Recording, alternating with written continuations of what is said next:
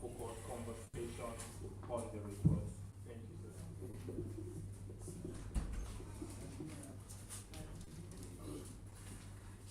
Good morning once more. This morning I am giving this task to launch this report. Heather, but you do all of this without talking to us. But we are already here to key in. We are already here to key in. And so, to the glory of God and the benefit of our own people, especially the Niger Delta people, I humbly and respectfully launch the Nigeria Petroleum Environmental Governance Law Policy and Roadmap, and the analysis of Nigeria's 2024 regulation for upstream petroleum environmental remediation fund. And the main legal instrument here is the Nigeria's Petroleum Environmental Governance Law Policy Reforms Roadmap. This is for our benefit, and we believe that it will be properly and judiciously used. Thank you, and God bless you all.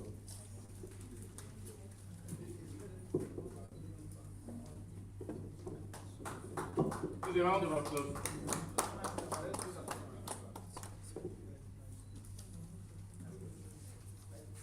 All right, thank you very much.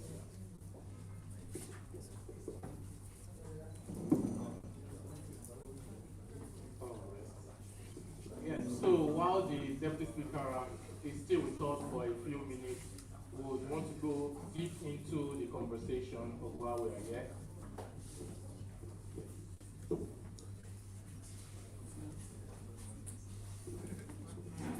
So now we want to invite Mr. Alex Sewell. Mr. Alex Sewell is a research fellow and is one of the researchers that works on this publication. So he's going to come up here and discuss the publication with us and also tell us the intent behind.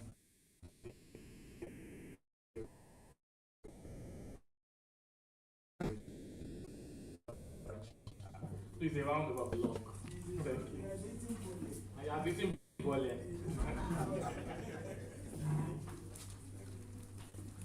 Yeah, good morning once again, everybody. Distinguished ladies and gentlemen, and all of you on the high table who work on the stand of the existing protocol.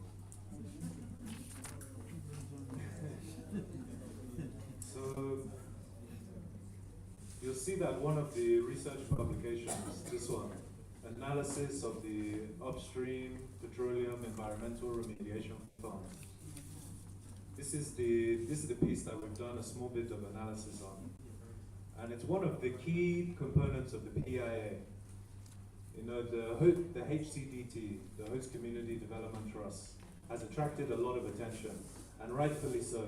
It's a big win for the communities to get development funds and direct them into the areas that they wish to do it. So it's a huge win. But some of the other very important mechanisms have just been ignored, since all the focus has been on that one. And this remediation fund is one of the major areas that has been ignored up till now. So we can go to the next slide, please. So when this fund was established, it was set up to cover the cost to clean up the damage to the air, the water, the soil, the biodiversity, and the infrastructure. The damage that is caused by oil and gas pollution, whether oil spills, gas flares, drilling, exploration, all of the causes of the damage. It will now clean up all of the consequences. So when we saw this, we thought, this is a very big win as well. On top of the HCDT, we now have a fund to remediate the environment that will be collecting money constantly from the oil and gas companies and be running as a fund. But when we do the analysis, when we model the finances that are coming to that fund, we find out that the story is not as positive as we thought. So next slide, please. So one of our first findings is that the fund is very small, it's tiny. Every year, it will generate around $2.7 million. And when you take that $2.7 million, you compare it to something like Hyper, which is just for one area, the Ogoni 4 LGAs, something of 1 billion. If you look at Bayelsa State, they did their own survey. They found for that state $12 billion is what they need to remediate Bayelsa State alone. This fund is to cover the whole Niger Delta. $2.7 million is what it currently generates. And when you look at how much it costs to clean up oil spills, for example, this will cover just 11% of oil spills. And remember that this is also to cover the air, the land, the biodiversity, everything. So it can't even touch the oil spills. And what is the reason for this? Well, the reason is that we have near zero rates, which yield near zero money. So when you look at the formula to calculate the contributions, you will see that it's stuff like 0.00005% of your capital investment, 0.00005% of your oil production or your gas production. So once you use these small numbers, if you multiply something by zero, then you get zero. So this is next to zero, so you get next to zero money. So that's one of the fundamental problems. So because we built this economic model, we can also say, okay, what if Nigeria's oil was to grow 10 times bigger? Now maybe you do 1.4 million barrels a year. What if you did 14 million barrels? And the oil industry invests so amount. What if they invested 10 times more? If we increase those two things by 10, then the fund will only increase by half to 3-point-something million dollars. So the point is that it's not the industry size that's the problem, it's the formula that is the problem. No matter how much you increase it, the output is very small. So next slide, please. So this graph will help you to see the scale of the problem. The fund that we're analyzing is just for the upstream. And this is the cost of all the spills from the upstream, around 24 million a year to clean up. And you can see the fund that's creating 2.7 million, this small line here. Will not touch the upstream. And of course, there's another fund for the midstream. And midstream is more polluting. That's where you have all the pipelines and the refineries and things. So the spills there are much bigger. But the midstream has its own fund, but it's based on the same rates as the upstream fund. So again, the amount of money we'll get will be very small compared to the problem. And this is just oil spills, it's not all of the problems. So next slide, please. So some of the other key findings that we had, there was a draft version of this regulation released. And then it took them, NUPRC, like 2 years before they now settled this final one. So when we look at that draft, and we look at the one that was passed, we can see that those rates, those small rates I was talking about, they've been slashed by up to 90% during that drafting process when they were doing consultations, public consultations, industry consultations. Throughout that process, the rates were slashed 90%. So the total amount of the fund also came down significantly.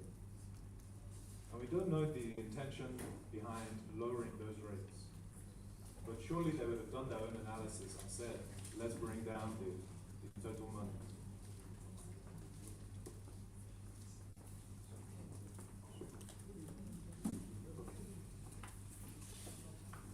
So that's a big problem. The money's not enough, and it was reduced massively. This fund as well is intended to address the sabotage spills, all this pipeline vandalization and everything. And we know that this is one of the major causes of oil spills. At least that's what the industry tells us. So if this fund is supposed to clean up those oil spills alone, 25% is what it can cover. So it cannot touch hardly any of the spills. Next slide, please. So overall, and as the chairman was saying, it's good to have these rules and to have all of this talking, but what about the action? So this remediation fund becomes another one of these examples, where on paper it's very nice that you have this fund that will clean up everything. But when you actually look at the numbers, the funding is not enough at all. And within that regulation as well, you have all these other problems, like no timelines, no guaranteed independent experts, and very little oversight. They basically say whenever there's an oil spill, that company should set up a committee to deal with that oil spill. But it does not say that you should have environmental experts, that you should engage with the community, and all of these things are important, so just be the company that is responding. And importantly, the communities are left out. At no point does that company have to meet with them, get their views on the pollution, how it's impacted them, what kind of measures need to be taken. There's no requirement for them to be updating the community either, the project as they're remediating that land. They don't now have to tell them, okay, we finished this one. This is the state of the environment. So communities are left out. And then when this fund is good for cleaning up the environment, but when the environment is polluted, people lose their livelihoods. Whether the fishes, the land, or maybe the air is disturbing them, they cannot go to work anymore. So communities still have to go to the courts to get a compensation of that kind, which we have to be reasonable and say that this fund is not established to address those needs, but it's just another burden that's placed on the community members that we still have to search for. Next slide, please. So also as well in this regulation, the Ministry of Environment and NOSDRA, the main environmental authorities, they have no role in this process in assessing the ecological risk at the start, in dealing with the remediation plan, in certifying if that remediation plan has done its job. All of these core ministries that should be doing that job, that's aside. And then finally, the transparency is also very thin. The NUPRC was supposed to publish an audit of this fund within 12 months of the fund being established. So it's already past that deadline for them to publish that fund. So we don't know whether this fund is established, whether they've been receiving contributions, have they responded, have they done projects yet? We don't know any of these things that are supposed to be in that.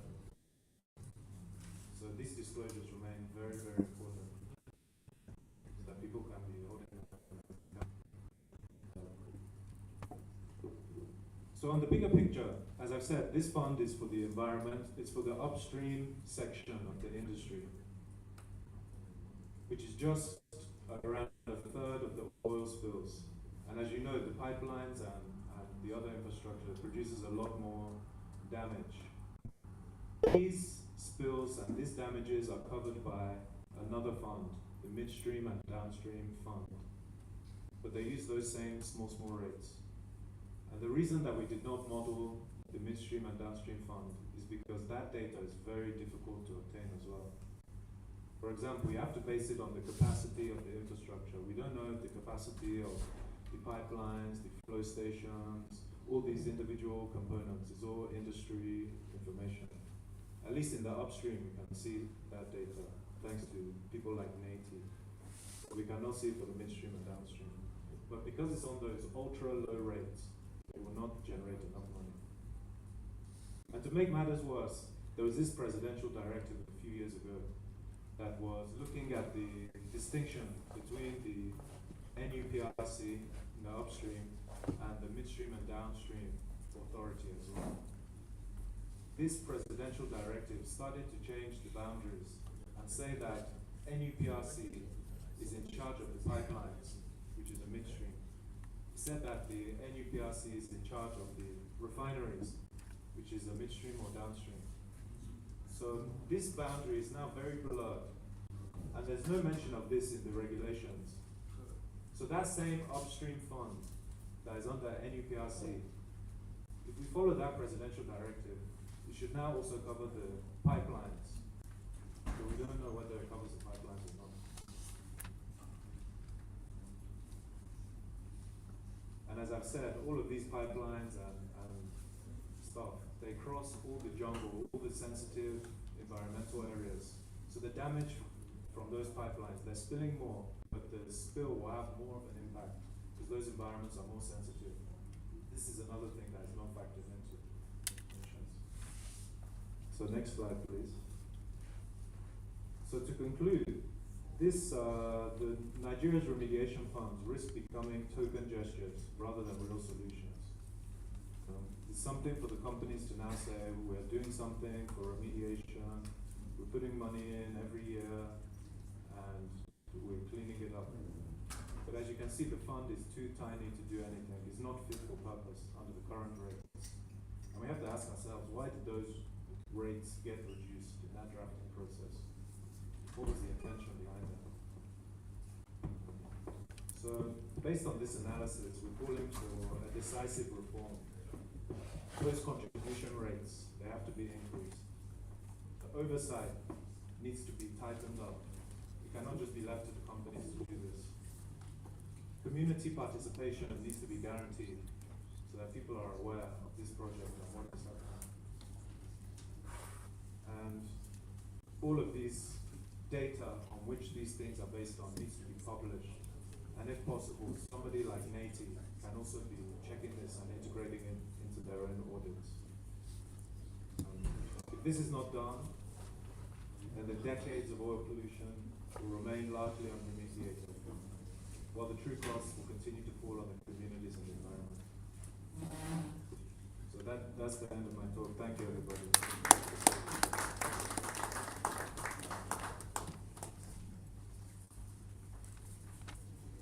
Thank you very much, Alex.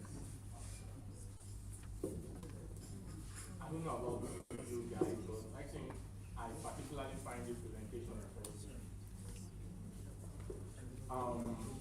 We've had a lot of work in the extractive sector, but I think these are among the first work on the remediation front to analyze the data, its reach, and its reach basically. So now, I don't know if anyone has questions for Alex to answer. Please signify by raising your hands. I'll bring the microphone to you.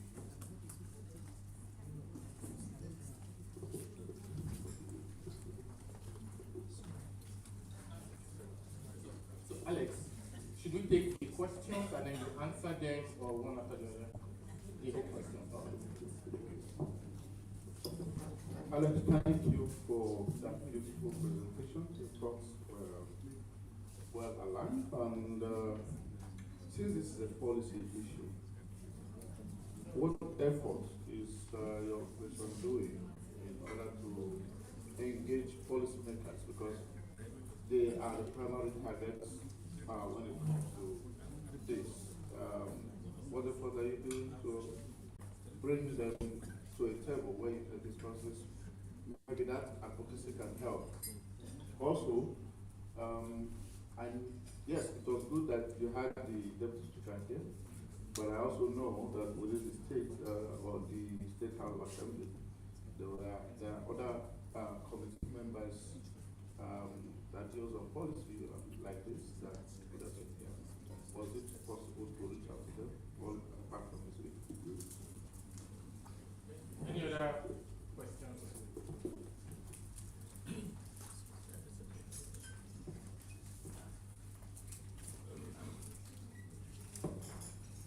Thank you.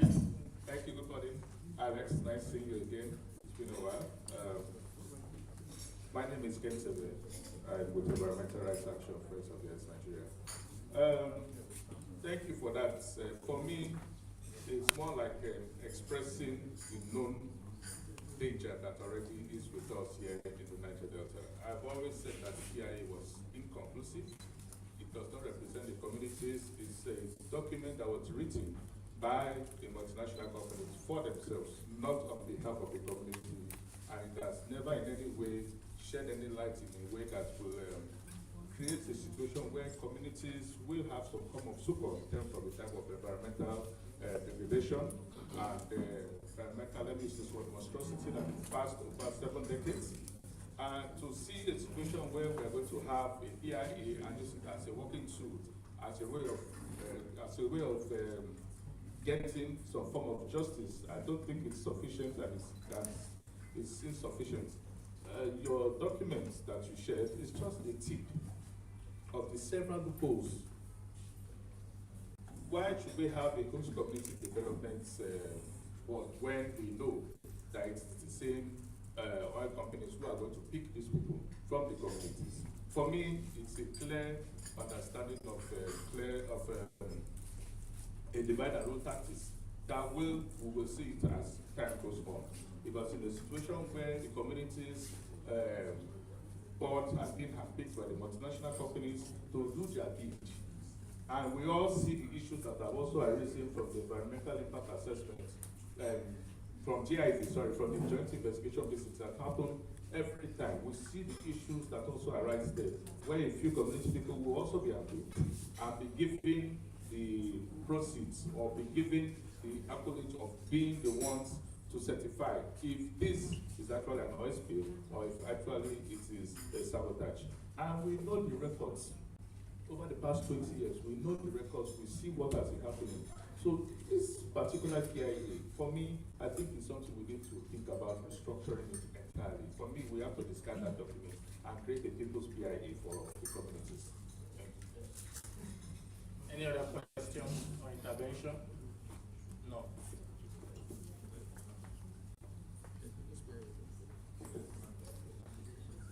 Yeah, thank you very much. I'll just speak a little to those, and I'll also pass to Heather as well to fill in.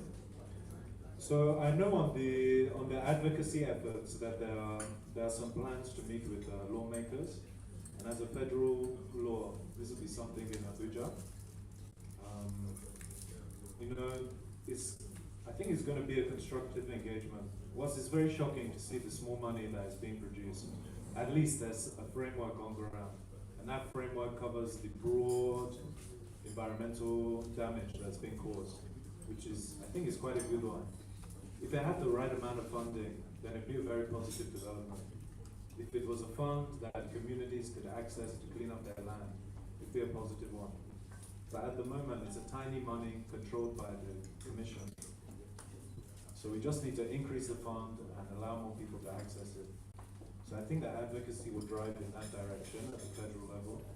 And then of course, as the media, we are also relying on you as well to spread the message about this report and to put everyone on standby so they can see that there are some things that are not being done well, that need changes, which we can now follow up with. And then the other question about PIA, the motive, the divide and rule, and all of this, I think it's an interesting one to think about. Because at this time that Shell was divesting was when PIA came up. When everyone was talking about HCGT, fighting over 3%, 3.5%, 5%, all of this, all of the divestment was happening with the back door. And then when it came to Christmas, they just left. Didn't even say thank you, goodbye, nothing. So whether there was some intention behind that, maybe as journalists you can look at this one. But something was happening. As we said here, the rates were slashed by up to 90%. The fund was slashed. It was a conscious decision. It was a step that was taken for a reason. So the answer to that one is, as there's something on ground, my mission is always to make these things better, not to just scatter them and start with them. Thank you very much, Alex.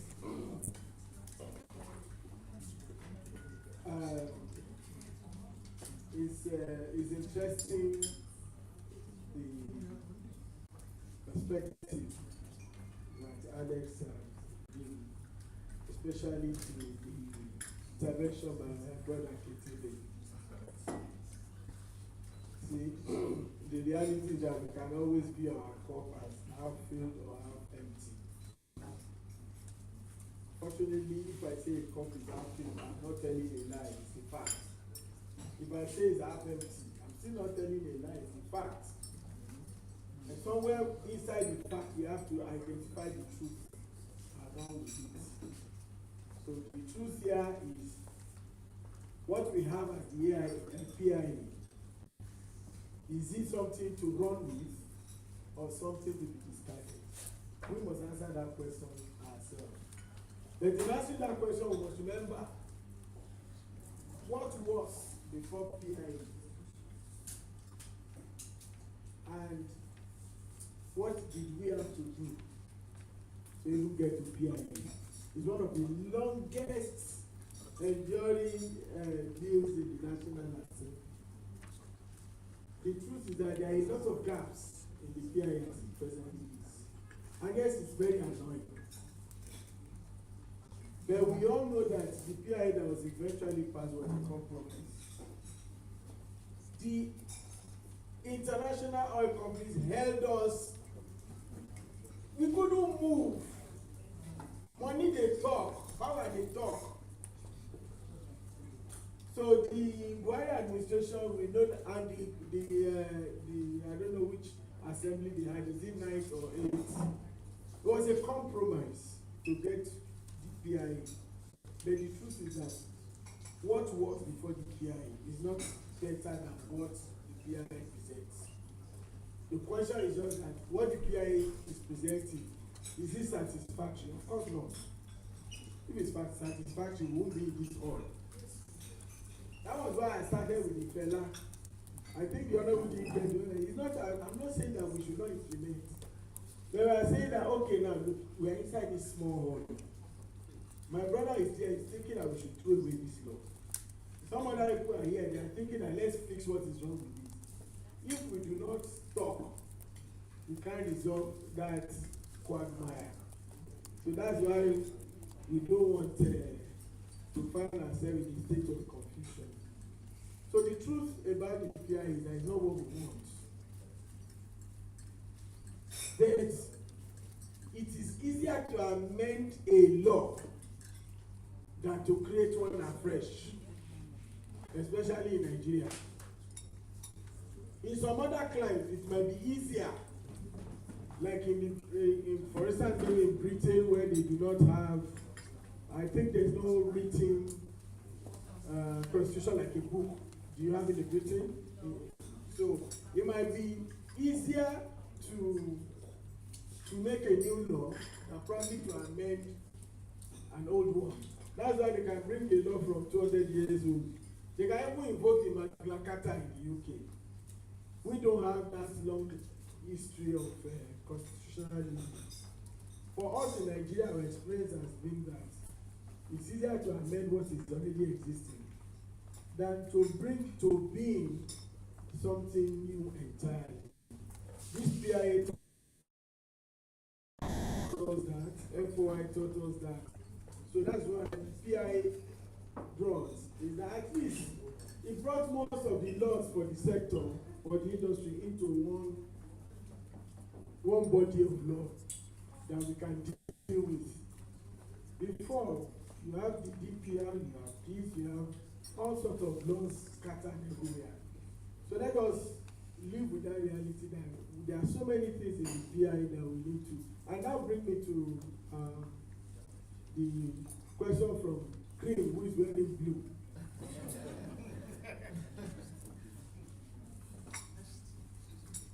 There is serious work for us to do. And the bulk of the work will have to be from the ground zero here in the oil producing states. See, imagine for instance, if we can get all of our parliamentarians to sign onto one declaration that will go to the National Assembly on just the presentation that Alex made. You see, because the drafters of the law and all of us, we have an agreement. The agreement is that there needs to be a fund for remediation, for this, for that. What we do not agree on is the formula, because the formula has defeated the purpose. If we can start from where we all agree, which is that there needs to be proper remediation, there needs to be proper decommissioning and all of that. And again, we are aided by other laws. For instance, when it comes to decommissioning, there are global best standards.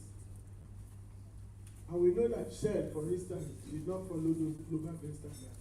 So it's a lot easier for us if we can get, for instance, all of our parliament I think there are about 8 oil producing states in Nigeria, including Imo and about 8 or 9. I'm not talking about the new ones that are saying they have oil. We have not seen the oil yet. We have not seen but at least 9: Lagos, Imo, don't know, there's one other state in the east. I know it's not in Abia. Abia, Imo, Lagos, plus the 6 Niger Delta states, that's at least 9. If we can get all of these parliaments to sign on to one declaration, because it is in the interest of those parliaments that their people are taken care of by monies that would have otherwise gone abroad. It reduces the pressure even on them. But the problem is, can we have such a resolution? That's a question for you and I. It's a question for all of us. Can we get our people to come to such results? Because that is where the advocacy must start from. The problem is that we want to go and start this advocacy in the National Assembly. In the National Assembly, if I am from Ogun State or I am from Zamfara and the oil lobbies gives me money, I want to look at your face down in the Niger Delta or any of the places because I will not come back home to live with the reality. So it's always so difficult in the National Assembly because the Abuja lobbies are very strong. My brothers know about it. Even this Shell, the commissioning that recently became Broa, we know what pressure. Even the presidency was brought under. But if the people resolve, it is much more effective. And that's my challenge to not just yourselves, but also all of us who say we are interested in the progress of this country. Can we mobilize from communities to state parliaments to come to such common resolve that there are certain aspects of this PIA that, if not amended, the PIA is like a Greek gift. It's like a Greek gift if those provisions are not amended. You know, it's like you give somebody free lunch and you put purgatives in it, and your toilet is very expensive. Your guess is as good as mine. Thank you.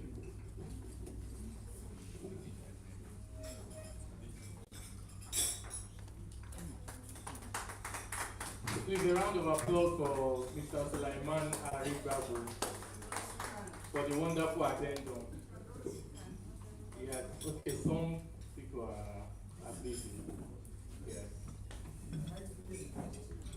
So just to add a little on this publication, like I mentioned earlier, is one of the first to work in analyzing the data on the remediation fund, and I know that a lot of organizations and people, especially here in the community, would want to maybe carry on further work, especially recognizing we cannot cover the field.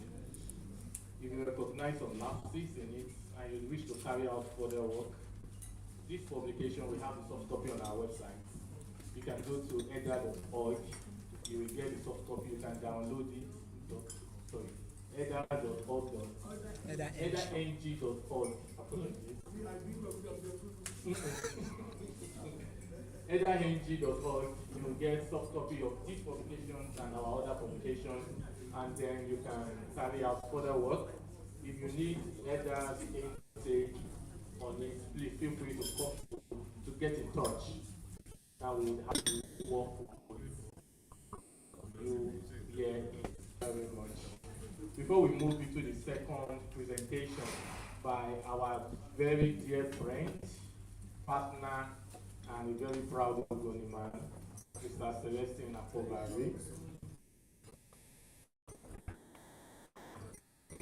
I just want to make an announcement. Please, let's keep our valuables safe.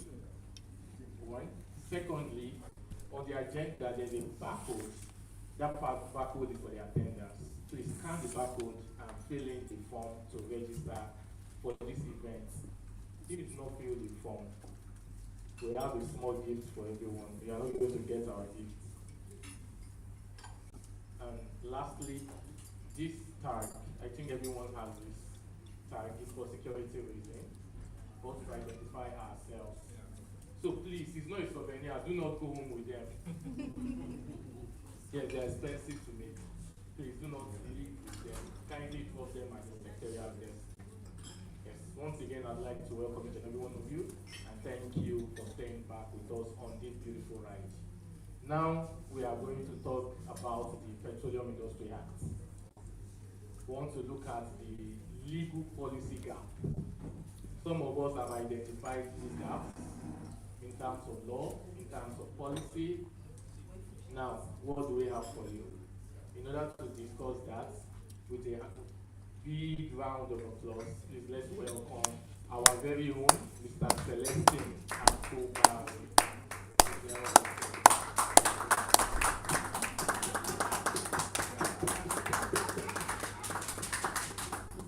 Thank you very much. This is my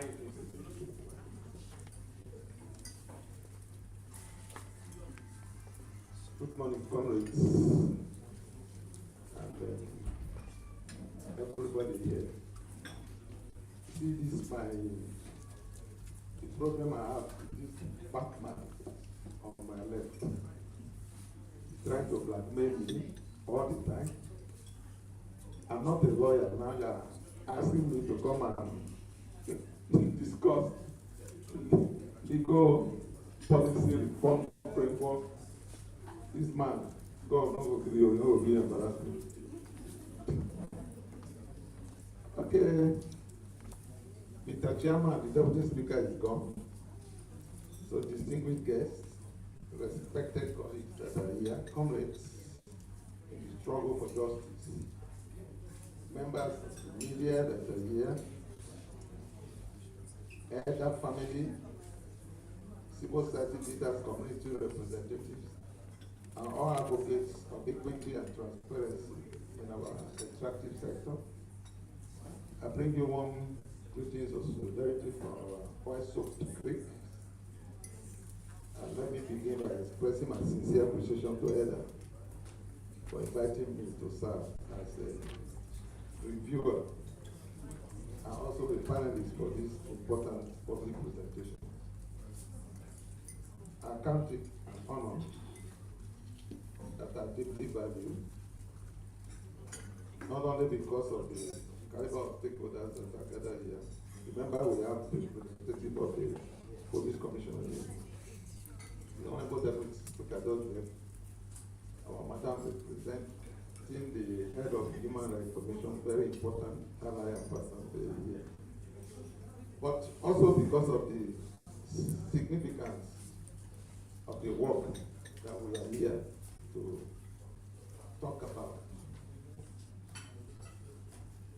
Today's event is more than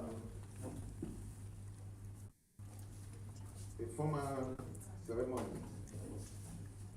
I consider it a continuation of our long-standing struggle for dignity, fairness, environmental justice, and accountable governance of our petroleum wealth.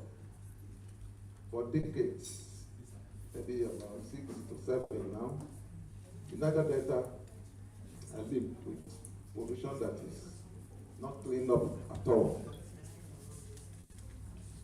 With immense wealth that fails to translate into welfare for the people. We don't need to explain that because it is on the street. I sympathize with some of my colleagues that don't fly from Abuja or Lagos and come here, that don't visit the community like you. Because you visit the community, you cry. I flew with Amina Mohammed, the current Secretary General of the UN, crossed the Niger Delta, and I couldn't eat when I got back home. With serious note, there is nothing left of the Niger Delta environment. It's unfortunate, but that is the truth. And I don't actually know what we are leaving behind for the future generation, our children, for those who cannot Japan, those who are here. When I was growing up, my father was a Pawan Tapa. He was a Pawan Tapa. So anything you are doing those days, automatically you are a fisherman and you are a farmer. Whether you are from Pawan Tapa, you are anything. Definitely you will go to the river to throw it in and get the fishes, sell them to the but just there as additional work.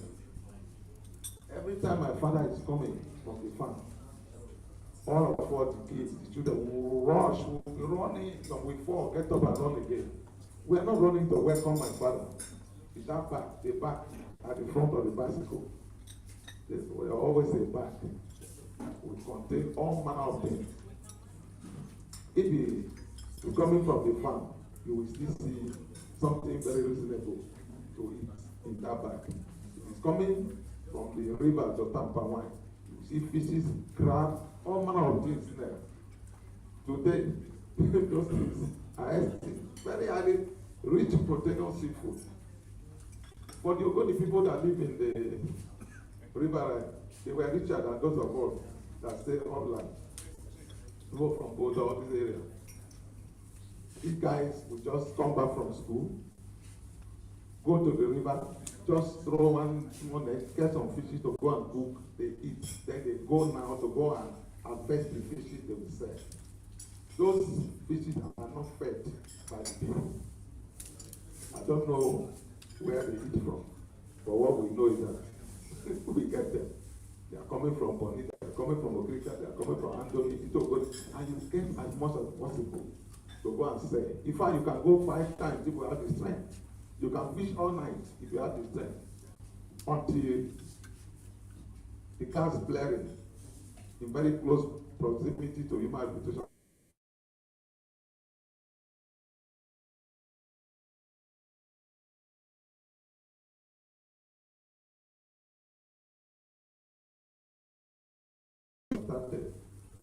Where we now have daylight in the river. You know, fishes don't stay where there is daylight.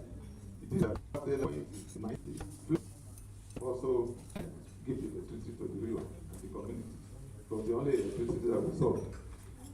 But now those things are no more. And that's our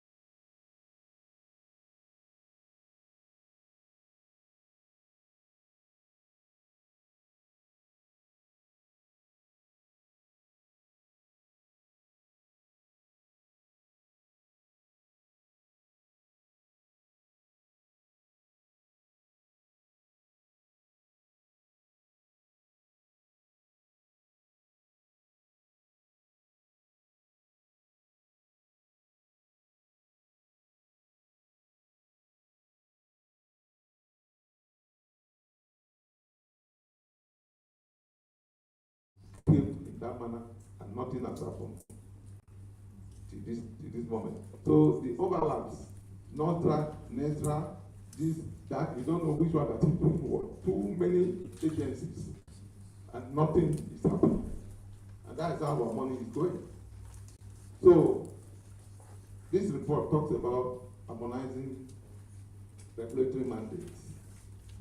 It talked about revising penalty frameworks to ensure that they are deterrent, they are realistic, and inflation indexed. Mandatory environmental due diligence before any divestment or transfer to prevent shifting liabilities to weaken operators. I've just talked about that there must be mandatory due diligence, that people must properly decommission. You don't look at, we went to Olebri not too long ago. Some of us, yeah, like I think lawyer, you were there now.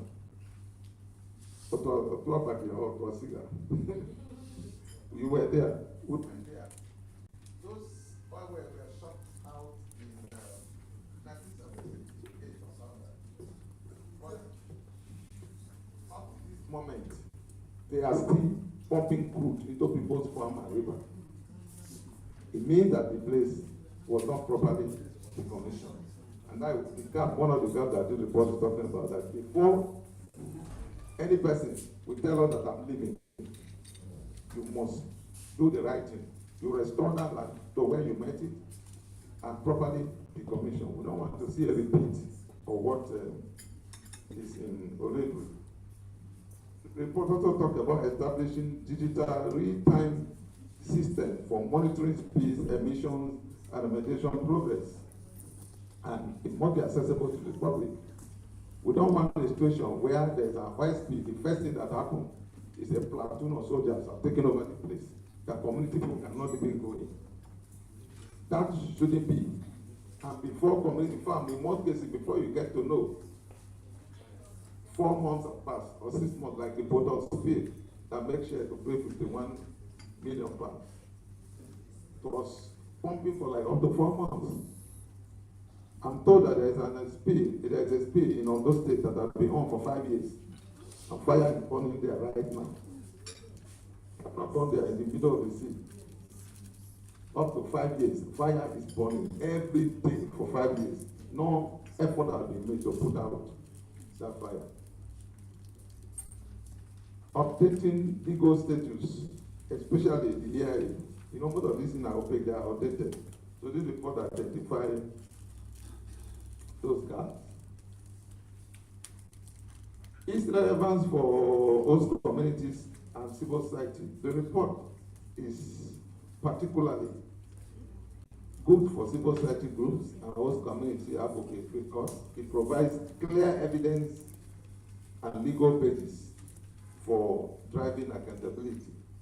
It empowers stakeholders with tools to demand transparent implementation of host community trust, to challenge poor remediation practices, advocate for stronger penalties and better environmental monitoring, engage effectively with regulators using documented gaps and recommendations. For host communities, the report affirms that the environmental governance is inseparable from livelihood protection, from public health, and long-term peace, and that reforms must prioritize community inclusion and justice. Those that go to school, like my friend, talked about environmental justice theory. Environmental justice theory states that some people are enjoying benefits while other people are enjoying the negative consequences of oil extraction. That it shouldn't be so. That is what this report is talking about. Overall assessments. This report is a masterpiece, a legal policy scholarship, and more importantly, a strategic tool for governance reform. It combines intellectual depth with practical orientation For policymakers, activists, researchers, and community leaders, it offers a roadmap for strengthening environmental protection, enhancing transparency, and securing justice for oil-producing communities. The report is a reminder that environmental governance is not just a technical exercise.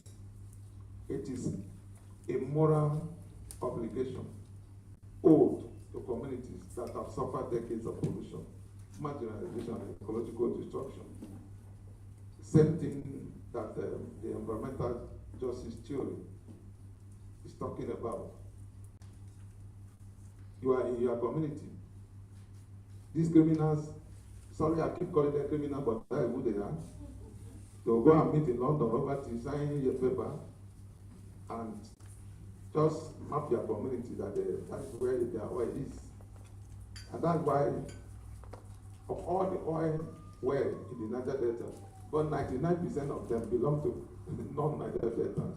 Some person that will not visit Niger Delta all their life, or their children will not even come. They don't map there.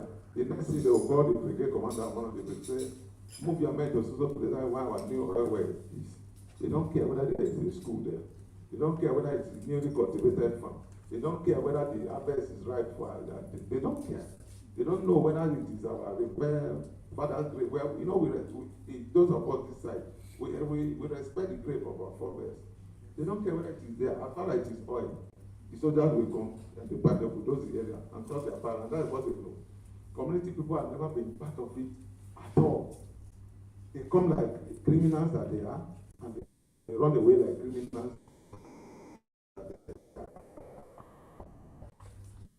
In the name of that, the community. So which one be community owned? You can no longer farm. You can no longer fish. Your health has been tolerated. Which one is your own? So this report, not that paying money that you owe to community. Now human beings live there, not animals.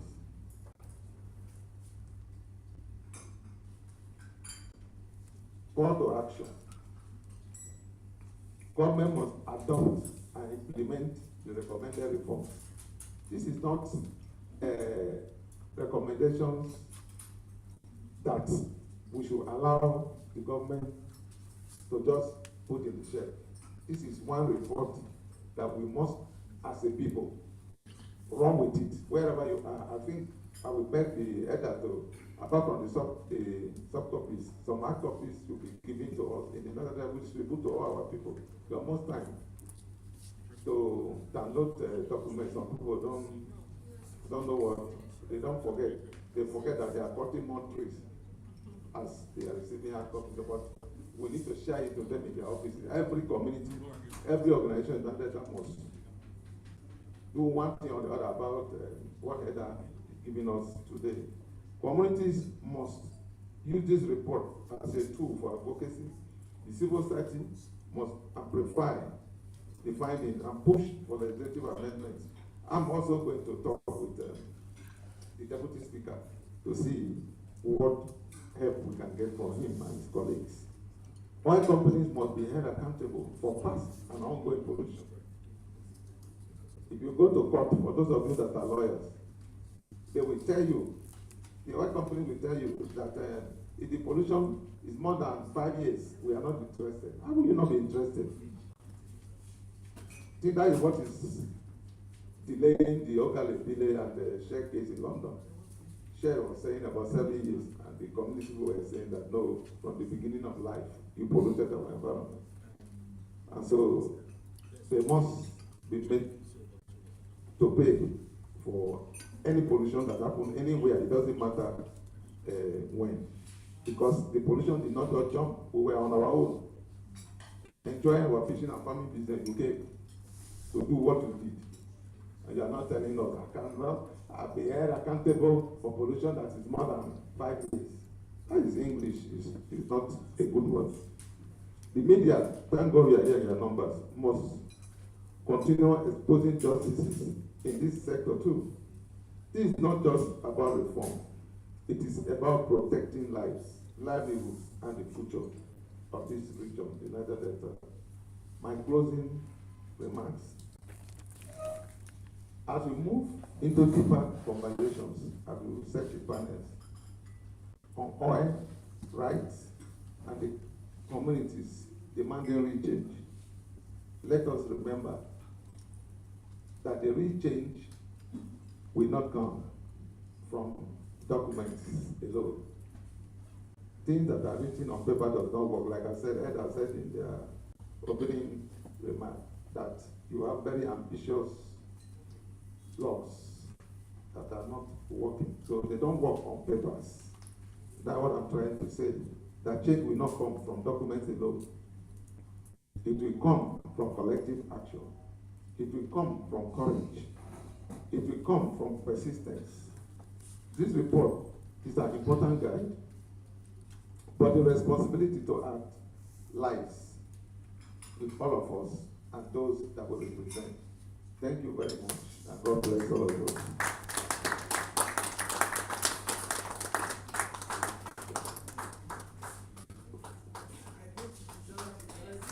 Please, can we stand up and take this crowd collecting around the applause?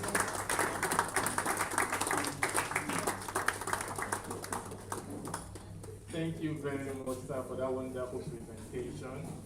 I'm sure it broke down the report. Even if you haven't read the report or you are not planning to read the report, just by presentation you would understand what the report is all about. Yes. And when Mr. Arigaru was speaking earlier about this work, the reason why EDA undertook this work wasn't because we want this document to be on our shelf, no. But it's because we understood that funds will not come forever. At some point, the funds will stop. When the funds stop, what happens to the people I call community victims? Will they keep waiting for funders? Or CXOs are also waiting for funders to come to their aid? No, they won't wait. And they will keep suffering from their environmental devastation. Hence the reason for this report. This report is not just for everyone in this room. We gather everyone in this room as partners to take this gospel down to the community level so that these people, once they understand the responsibility of NNPC, each of the stakeholders, NIT, NOSDRA, when they understand their responsibility, then they will know who to face when there is oil spillage, when there is infringement of their rights, whether under the force of constitution or under any international instrument. Once again, I want to thank Mr. Celestine for that wonderful presentation.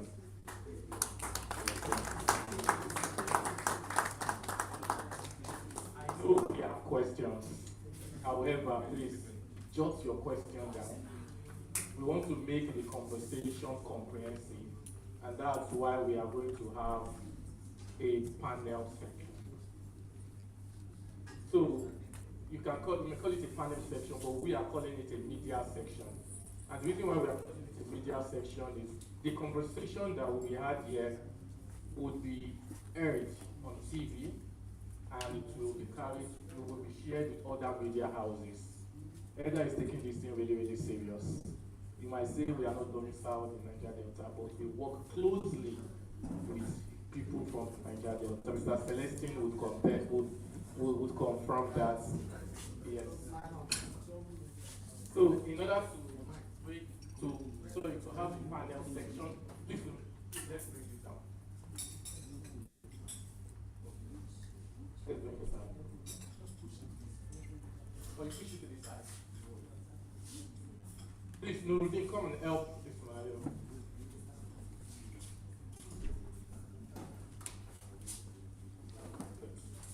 Thank you.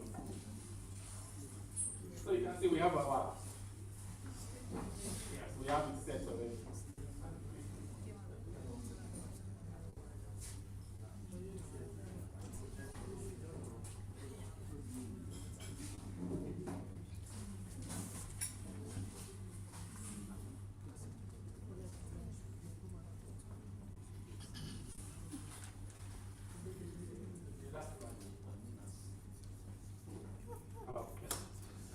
moderate this media section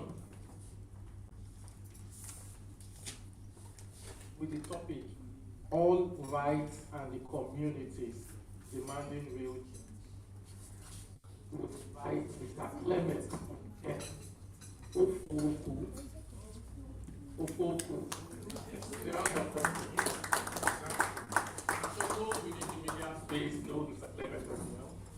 He's a journalist, a media consultant, a trainer, and a mentor. His CV is very long, so I won't go into that. But from what I have here, he's currently with Silverbird Reading FM 93.7, where he continues to lead editorial direction and mentor young journalists. So Mr. Clement is going to lead the conversation.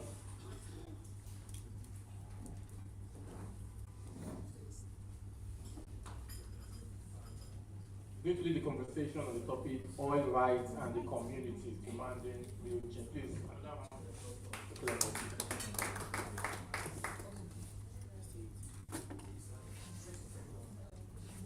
Good afternoon, everyone. First of all, let me thank Hellas for giving me this opportunity. I'd like to say that I'm not going to be here alone. I have some panelists who will join me shortly. Let me start by, my name is Clem Foku, I'm a journalist, like the MC introduced. I have Menes Celestine Apobare.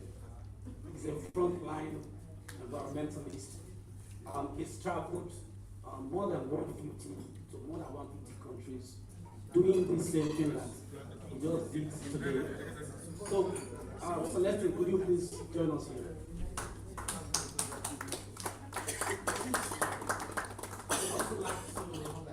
Invite another panelist, Mrs. Sarah Orage. She's of the Human Rights Commission, National Human Rights Commission. And Mr. Prince, Dr. Prince Edouard is our social action. Kindly join us.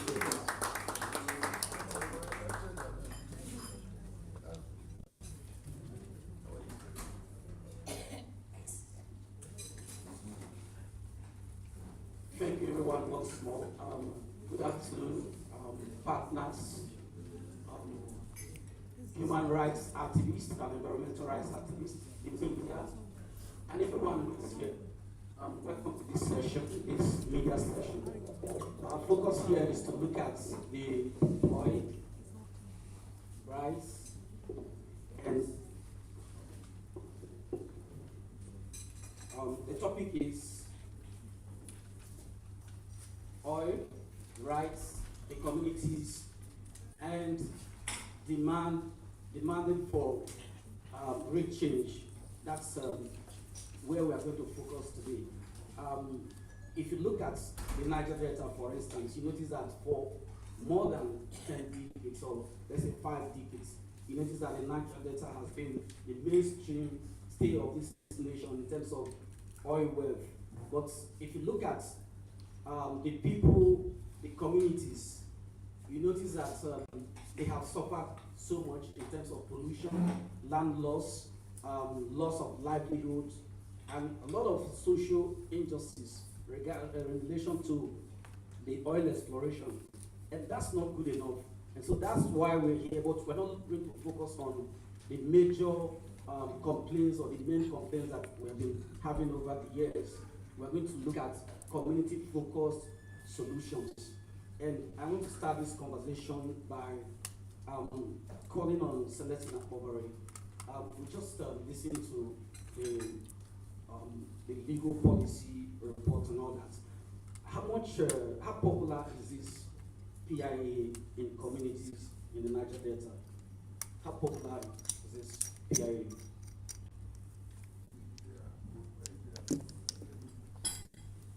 Okay, PIA is like an elephant. You would describe it the way where we are seeing it from. There are people that do not know anything about it at all. I only get to know about it now because alert is entering into their account in the community. We met a woman recently that said that since she was born, that kind of, she thought 419 as had her phone. The number that the phone kept ringing and the number they were coming in.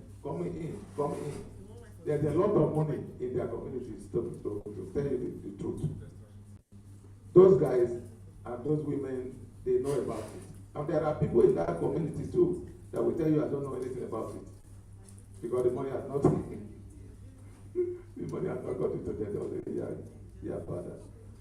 Communities that do not have oil don't know about it. Those of us in the civil society, we got to know about it because that petroleum industry bill was at the National Assembly for about 13 to 14 years. Which is one bill that has stayed in the National Assembly more than any other bill before it turns into an act. So those of us in the civil society were pushing that it should happen. It should happen, and we're calling for 10%. That is how we got to know that something like that is happening. So, but the truth is that if you ask me, right now, only communities that are receiving an alert know about it. Those that are not receiving an alert don't know about it. Thank you so much, Mr. Lesnabo. Let's go to you, madam. When you gave your review or good message this morning, you mentioned the fact that there's a law, a judgment that poses as a setback for communities to seek their rights when they are violated. Now, tell us something about that again, especially when you look at the effects, because if we can't talk about pollution or oil spill because the law, the judgment says we shouldn't, what about the effects on the people? Shouldn't we also discuss that? As I said before, I will talk about my commission, my office. Some months ago, some few months ago, a judgment as the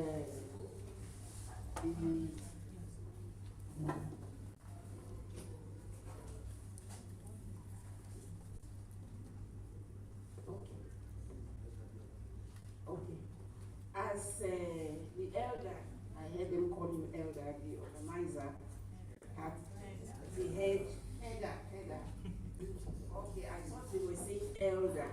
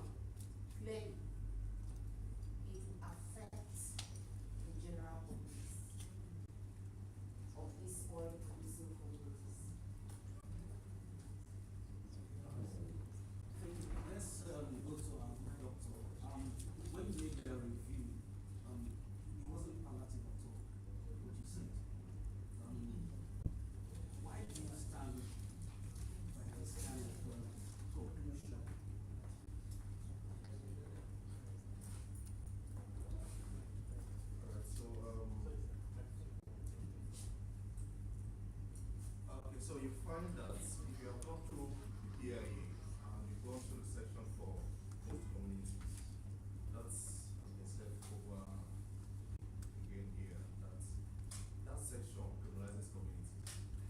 So when you are happy talking about, oh, there is an expected 3% that will come. In fact, that criminalization started when we started requesting for, it's not 10%. Started from 15%.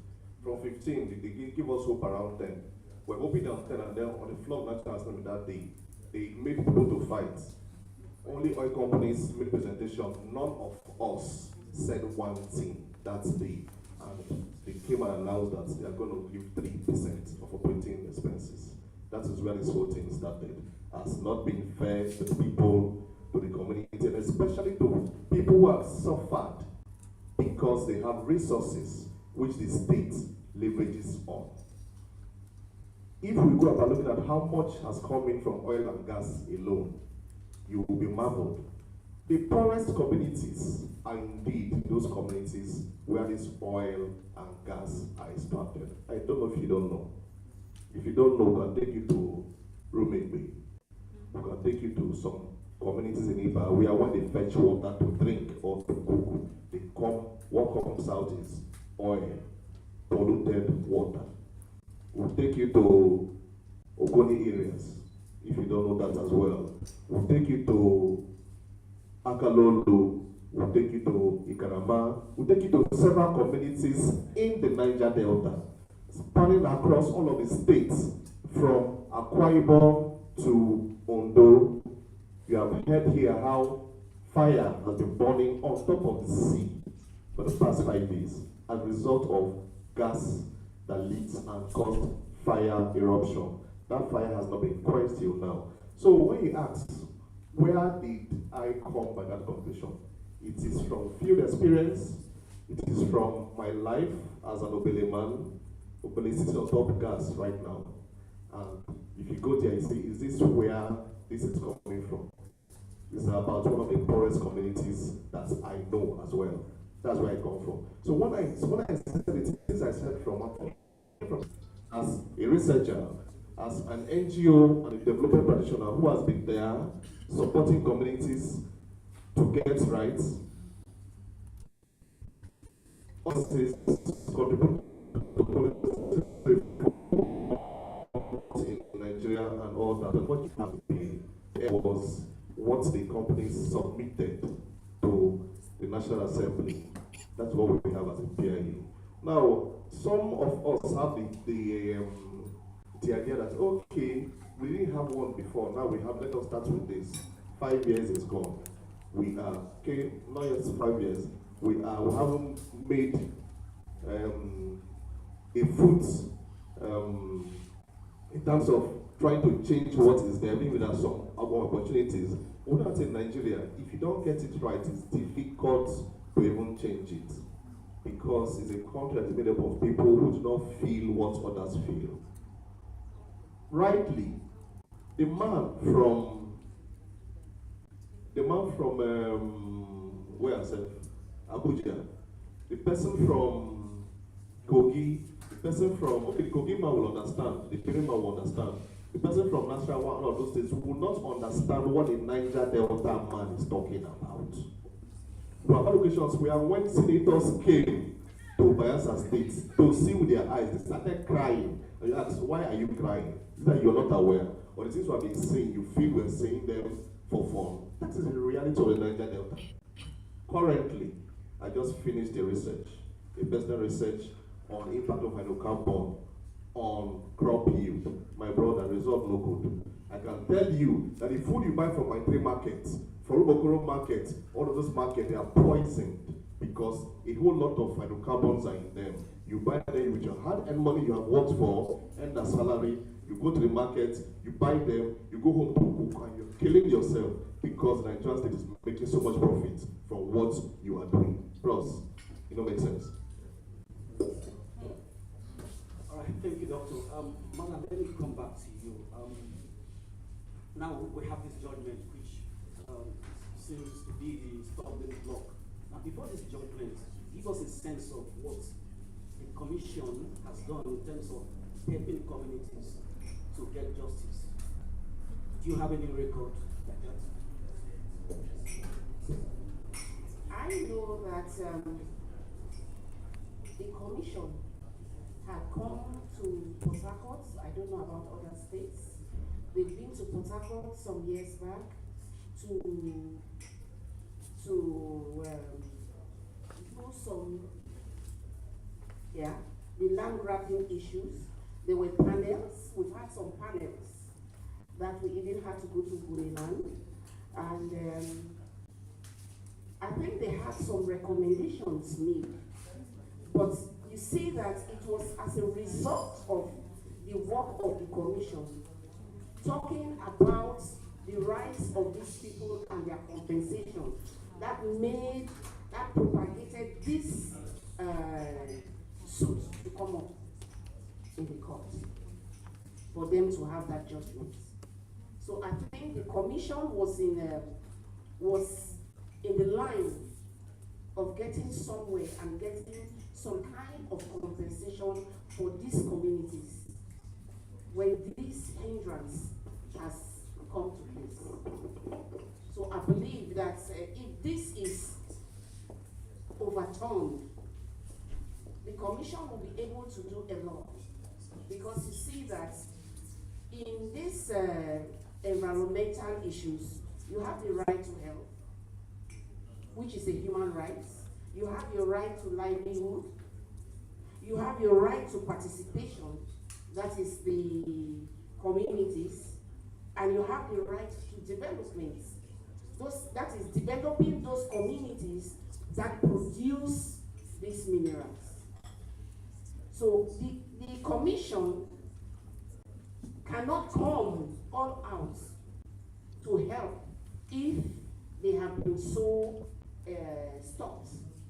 They are stopped by this judgment. But before now, as I said, I think he knows about that. The commission has made some steps.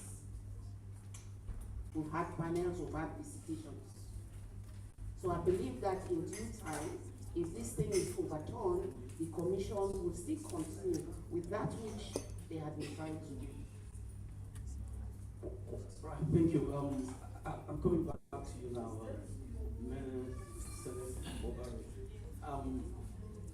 you are a community man, even though you're a well-traveled man as well. So how come the communities were expected to see the range of cases in relation to human rights abuses and all that? Does it mean they're not aware of their rights in terms of what's contained in the PIA? Secondly, you mentioned that some communities are receiving alerts. From where? All right, thank you. Let me start from the first question. You know, litigation is costly. Litigation is a very costly process. If it is for the money alone to pay lawyers, there will be no problem. But the judicial system in Nigeria is so corrupt to the point that you will see a case against National Human Rights Commission, you know that that judgment will be very, very wrong. If not that we are all tired to fight. That kind of judgment, everybody should be on the street, whether you are in Sokoto, whether you are in anywhere. Because any case against the National Human Rights Commission is a case against all of us in this country. So, in the past, when our forebears take the oil companies or the government to court, what they do is to keep adjourning these cases until the litigant will die. They intentionally do that. They know that you will be tired. So sometimes they will adjourn a case for 2 years. 2 years. The mayor talked about that, can even kill somebody. Case I wanted people to just dispense of that. 2 years. So they keep adjoining, and they have the money, and they have the best legal team against you. This Ogale case, before we got this judgment in London. And it has stayed in the court for 10 years. They started from this country. Well, I took the matter to Lagos. We saw how the case was moving before they now took it to the UK. In that UK court, she had brought the best set of lawyers. And they were turning until 10 years. If not that, it is this day that was providing the money. Where will the poor farmers from billing and not getting have money to go to court? Why are our people running to court outside the country?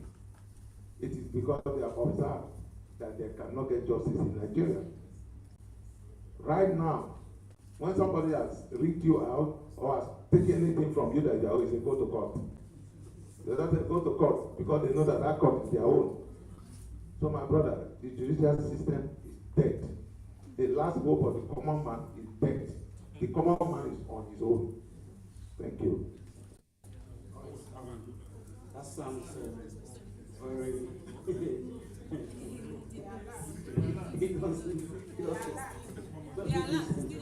Okay, let's. Sorry,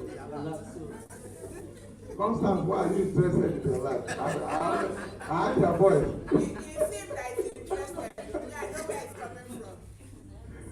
Okay, he said, where is the alert coming from? The alert is coming from the person that is stealing the group now. When they steal small, they give you, like I said, Kensher was your shirt, full shirt, and the whole button, they take out. They cut only one button and give to you. In fact, what they are giving to community will half button. So it's those that are stealing, those daylight robbers that are stealing our blood. They are the people that are giving them those small change so that they can police their pipeline and their oil facility, which we are condemning that it is wrong. All right, doctor, is this PIA, is it a total write-off? Is it anything at all for the community? Should they lose hope publicly? I think that communities in Nigeria are lucky to have the kind of CSOs they have in Nigeria. Otherwise, it's rather a total write-off. Why is it a total write-off? Total write-off, where, okay, let me start with this. Let us even go to artisanal refining, for instance. Not a business for a community man. It's not a 1 million, 5 million business venture. It's a huge capital venture. Therefore, the community people don't even have that kind of fund to go into it, for a start. So, it's a venture for a higher quality. Refining that you see. There's the one with George, private jets, and 5 buildings in Lekki and Banana Island and all of them. They are the banana. They are the oil thieves.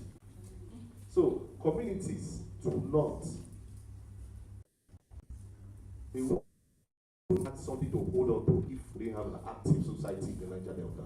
Let us go back to 3%.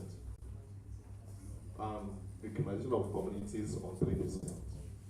So, let us say community has been peaceful, and all of a sudden they discover that the military is just just left by a center. Let's go to that community that is quiet, that has good forest, and start business.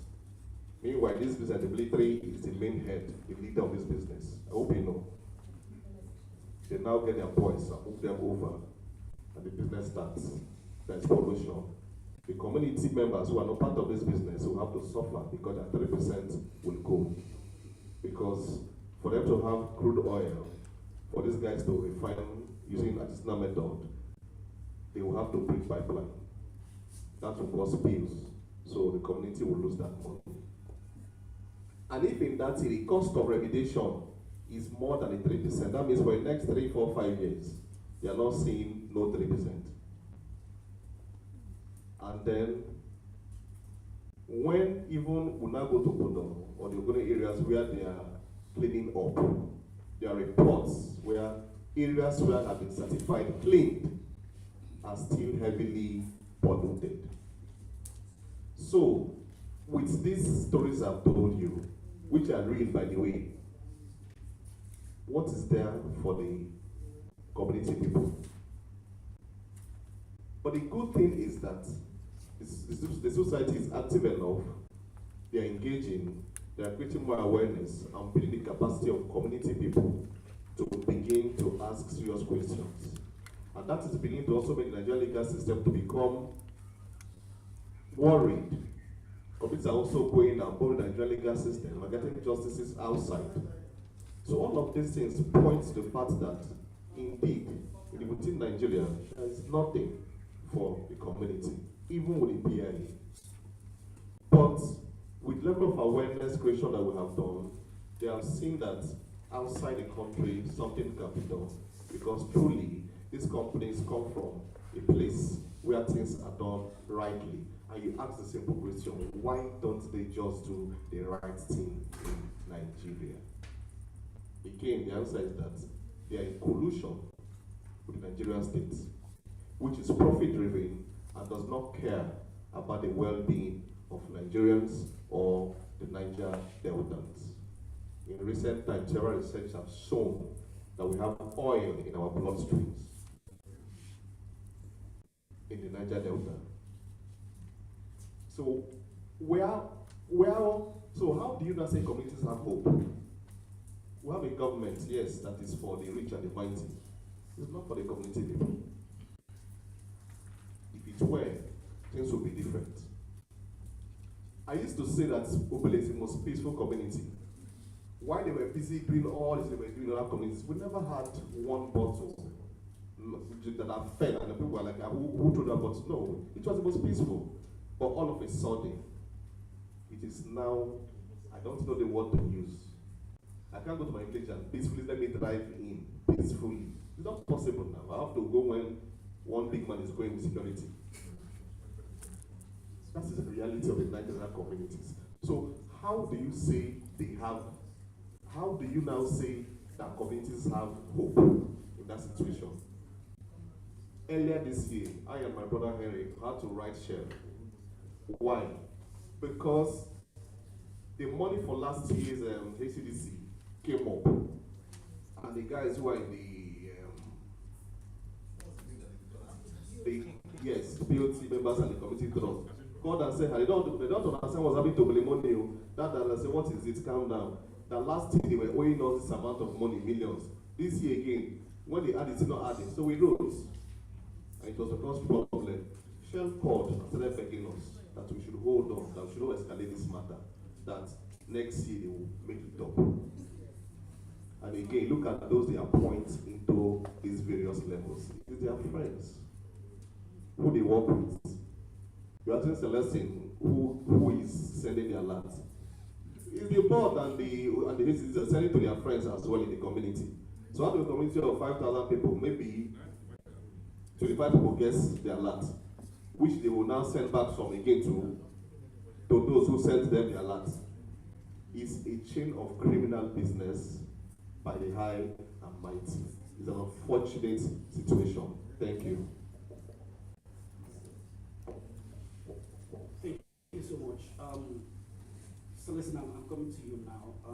With this gloomy picture that has been painted today, we understand the community development fund, the EIA, the 30%. Have we started seeing any change in terms of that money being used in communities, or they haven't started actually implementing that? Well, the money has been released to community people. I said in my presentation that some women were complaining that they invited them to come to the palace of the king. As they see the 30% we fought for the people, women, people should use it. Women did not ask for boss. They did not ask them what they want. They just that. And the 30% are very, that is, the money they say they will use to repair it is more than the money they use to buy the deposit. So, some communities that have some decent characters, they are already designing a very strong budget and good monitoring team that I think some communities would come out better. But out of 100, expect that about 2 will come out better, because you know corruption that's eating deep into everything. Like Prince is saying now, it's not just talking, that when they receive their land, they will send back some. It is true, because it wasn't the community that nominated them. They didn't get there because they passed exam. Somebody put their names, and so that's the way I put you there. I know where I put you. And you know, almost 90% of membership of that is the oil companies that put them now. It's the oil companies. So why would the oil company now nominate people, vocal members of the community people that are supporting their illegal oil theft? They are putting back there. So some community will get it right, some will not get it right. But and that's why we have organizations like EDA. I used to call Larry, the chairman of EDA. I said, if he bites you and put his teeth inside your body, he will not remove it. I think if people like that begin to put those lights on this money, to follow it to the accounts of the community and what they use the money for, I think we'll start seeing where the money is and what they are using it for. But those of us have been very docile about it, because the percentage we're asking for, they did not give us. I think they, like Prince said, they push us to 10%. We're expecting it when they suddenly go to 3. So we're no longer interested. Just recently that I'm beginning to live in the interest. Larry, that they're asking our company, people cannot be there and you don't want to see what they are using the money on. We have beginning to set up things that will follow. But some of the, you know, like when some of these people that are not winning candidates are imposed on us, like a governor that didn't want to be a governor, or you make him a governor, he cannot work. If somebody you send him to make him a chairman, if he didn't want to be chairman, he cannot work. Some of them that don't know what to do with the money, I tell you, the money is in their account. They will tell you up to $50 million and some billions of naira. They are in the local community account. They are not spending one cup. In fact, they say it's difficult to spend the money. I don't know some people. So it's a thing we need to really get into. I would like the civil society to really get into to guide community people properly. Otherwise, it will be like NDDC money. It will enter boys' name. Right, thank you so much. Let's look at it from this submission right now. There's lack of inclusion. So it means that community people were not even consulted when some of these decisions were taken. Not that this seems to be a human rights violation. So how do we begin to talk to the community people? I'm sure this is not part of the judgment of the Supreme Court. Well, in answering that question, I don't know what you expect from human rights. If they send this money, for example, they just said it here, as much as he is engaged in this process and is knowledgeable about the happenings around the procedures and steps, it's now that he is beginning to show interest in knowing it is being disbursed. I'll tell you something, for us, we have never been involved in sharing of community money. Because you know it, the moment we do that, we'll be accused of being interested in that money. So I think it is to have these allocations to bring up a modality, as he says, that they've started putting up. It is for those who really have that money that will know how to disburse it. If they want to do a real division or sharing formula, I want to ask my elders seated here if we will be involved in being as observers to make sure that everybody's rights is taken into consideration. That is where we should come in. But thus far, we are not involved. Because as they have clearly said it, it is obvious that the sharing formula is, as he said, is the person who puts your name. Nobody wrote an exam to be a partaker or a beneficiary of that money. So now, it is the people who put their names that will know how they want to do this sharing formula. So in due course, as he says, that they are looking into a modality where they will know, and I want to believe it will be a uniform modality for all the communities. I think it is at that point that Human Rights Commission can be brought in to be as an observer to see how this is being shared out. Thank you very much. Thank you, Madam. The focus of this panel discussion by Heather is to see how community people can take responsibility by themselves. I'm coming to you now, Doctor. How can we begin to do this? Because if they don't know that they have rights, it's impossible that they begin to pursue to get redress when their rights are violated. So, how do we start to get this achieved? First of all, letting them know their rights. Secondly, when their rights are violated or their rights are violated, they know the route to go, where to go to pursue and get justice. Okay, thank you. I think that more advocacy needs to be done, more community engagement, awareness creation in communities around civic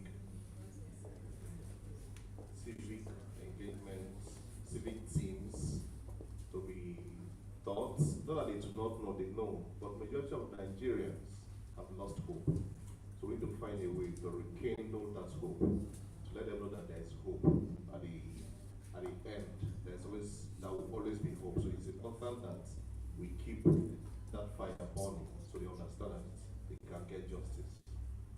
Again, it doesn't start with them beginning to have people of integrity in positions. It's no longer, they cannot continue to sit down and say, they don't appoint them now, maybe they do. Communities who are sensitive, who have come to understand that it is our own and not their own, should sit back and ensure that it is people who are qualified that should be in positions. It's people who have lived a life of service that should be in positions, such that those people do not have need to pilfer. They don't have need to want to solve their problem against those of others. They need to go back to ensure that even the CDC level, the youth level, the women wing level, everybody in position of trust, the people who want to ensure that the community develop, not those who want to develop themselves with everybody's boss. That's one way to go about it. When they become enlightened, or not when they become seem as if they're not enlightened, they are enlightened. When we give them that's understanding that things can happen again, networks and platforms where they can leverage on. I'm sure that most communities don't know that they can just walk up to National Human Rights Commission and state their issues. Maybe we need to let them know now that they can just walk up there and state their issues and see how that gives them solution. Again, we need to start looking at inclusive governance. Everybody should be part of the process. Doesn't mean that every 5,000 person in English should line up and discuss, but it can be representative heads of all corners in the community. Sit down and discuss. This boy that is coming, what is it for? Not to invite the women and say, see, these bosses, we have bought buses for you. To do what with the bus? We should have plans. Our community don't have youths that can get into the oil and gas sector. Our community don't have youths that take agriculture seriously. Let us train them. 1, 2, 3, 4, 10 boys and girls, big scholarship, go and study this, go and study that. Do that for the next 4 years and see how they turn out experts in certain areas. It's a first step towards making good use of the 3%. After the first 4 years, it's okay, now we're going to other capital projects. What do we need most? The health center is getting dilapidated. Fix it. The school is going on there. You fix it. That is going on, you fix it. When you have experts in communities who are also dedicated to community development, you find that these things will reduce. But we need to get the right people in positions so that they can seek redress. They can advise communities on how best to make use of these resources, and even go beyond talking about money from PIA. How about money that comes from the local governments, state governments, and federal governments? So these are things that when communities are well empowered, when they have what it takes, they can begin to ask questions that will change the paradigm, questions that will make things happen, and they will get answers. That way we need to have real change that communities deserve. Thank you. Thank you so much. We're still moving on. Celestine, I'm coming now to my constituency, the media. How has media coverage shaped accountability? Are we doing enough? And in what ways can we make it better? Well, a few of you, very few, are doing well. Because the journalists will tell you that media is costly. So right now, it is people that pay.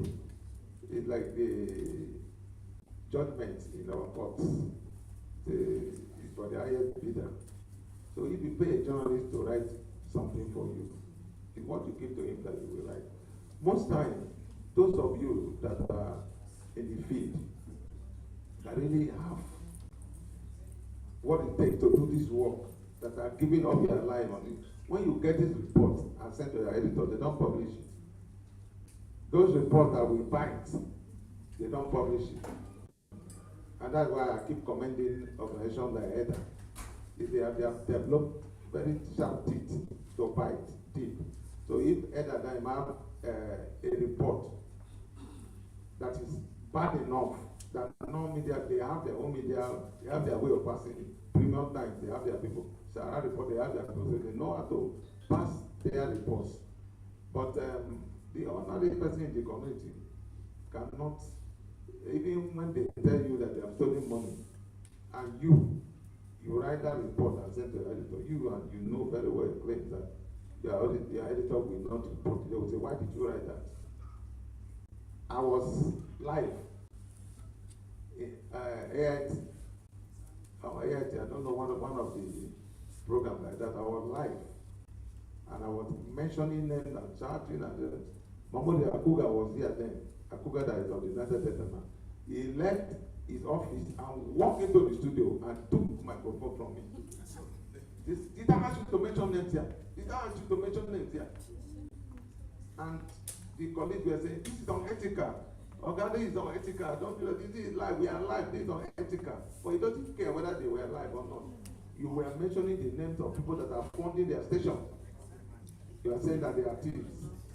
These people are thieves. They are funding. So your guys called them. You are there. Are you here? Are you monitoring what is happening? I don't walk to that studio. So just tell me if they invite me again, I will still come to that studio. Because they will not even, in fact, they didn't. So, you know you are in this media team now. You will pay this. You call it this. We will pay this now. It's not what I will are taking to run this thing now. Okay, we are closing now, and then we want to look at the last and each of you to attempt to answer this question.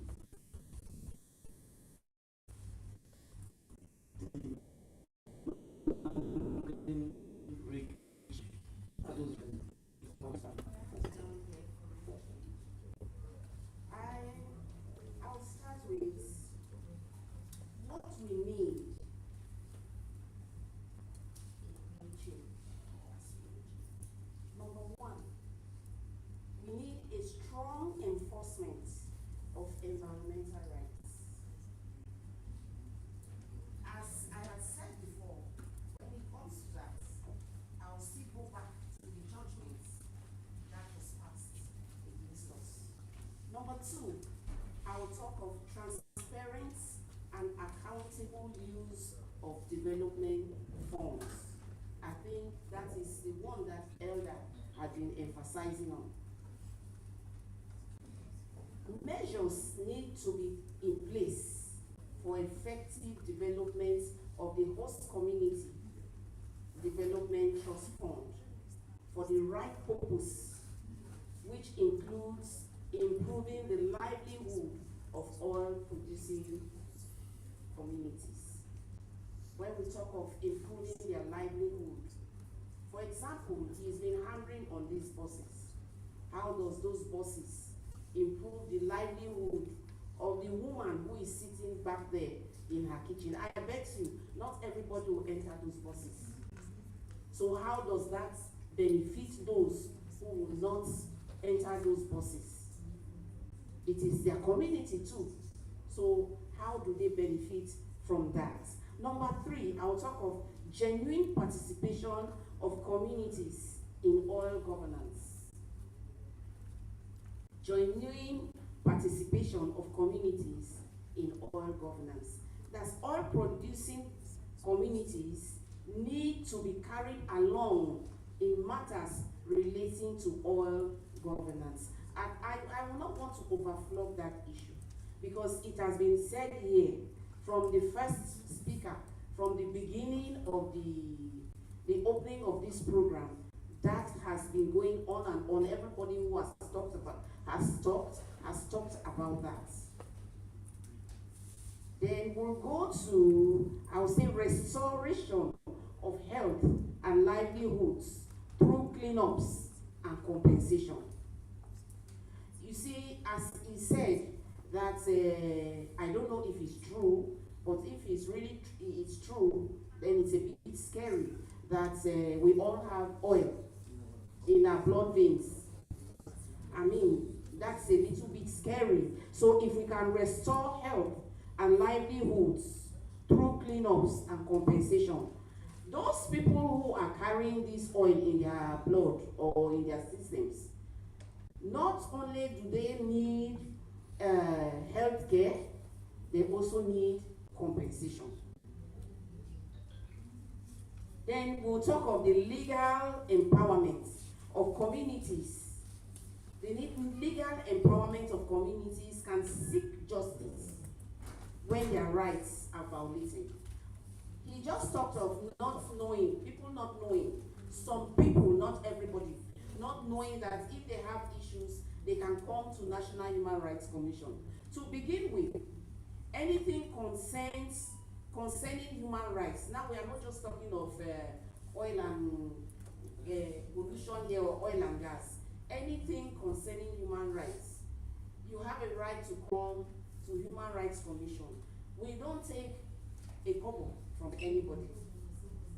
It's a pro bono thing. It's a federal government parastatal or commission. We are there to protect and enforce people's rights. So some people don't know that they can come to Human Rights Commission. So at this point, I want to tell even those of us who are here that not only we are not limited to oil and gas. Please, any other thing that concerns the human rights, you are free. And as you go back, please let your people know that they can come to Human Rights Commission and seek redress. On that note, I think that's all I can say for now. Thank you very much. Okay, please, let me get a question again. Mandatory change. Okay, so I think the last time I heard the mic, I made practical ways of demanding real change. But let me just start with what I think that is part of demanding real change. We need to keep talking. We need to keep talking. We need to keep advocating. We need to keep engaging with all stakeholders, including the ones we know that are responsible for the various malfeasances and those that are trying to make it work. We need to demand the restoration of the environment to what it used to be. That is the beginning point. tied down to our livelihoods. Our livelihoods are tied down to our environment. Our environment is our life. So if the environment is not restored, then there may not be any life they will protect. Nobody will have the need to go to human rights again. So we need to start by demanding for restoration of our environment. Clean up, clean water, even clean air, so that the soil can produce good food that will be healthy for the body to consume, that will not add more, so that the oil will start reducing in our body. Demanding real change requires having the right people in the right position, who will be asking the right questions, who will put the people first, not themselves, who will work for the benefit of all, not for their private pockets. Demanding real change is asking the Nigerian government to take its hands off the oil business. Let the oil business be completely privately owned business. So the states can responsibly face those who violate the laws.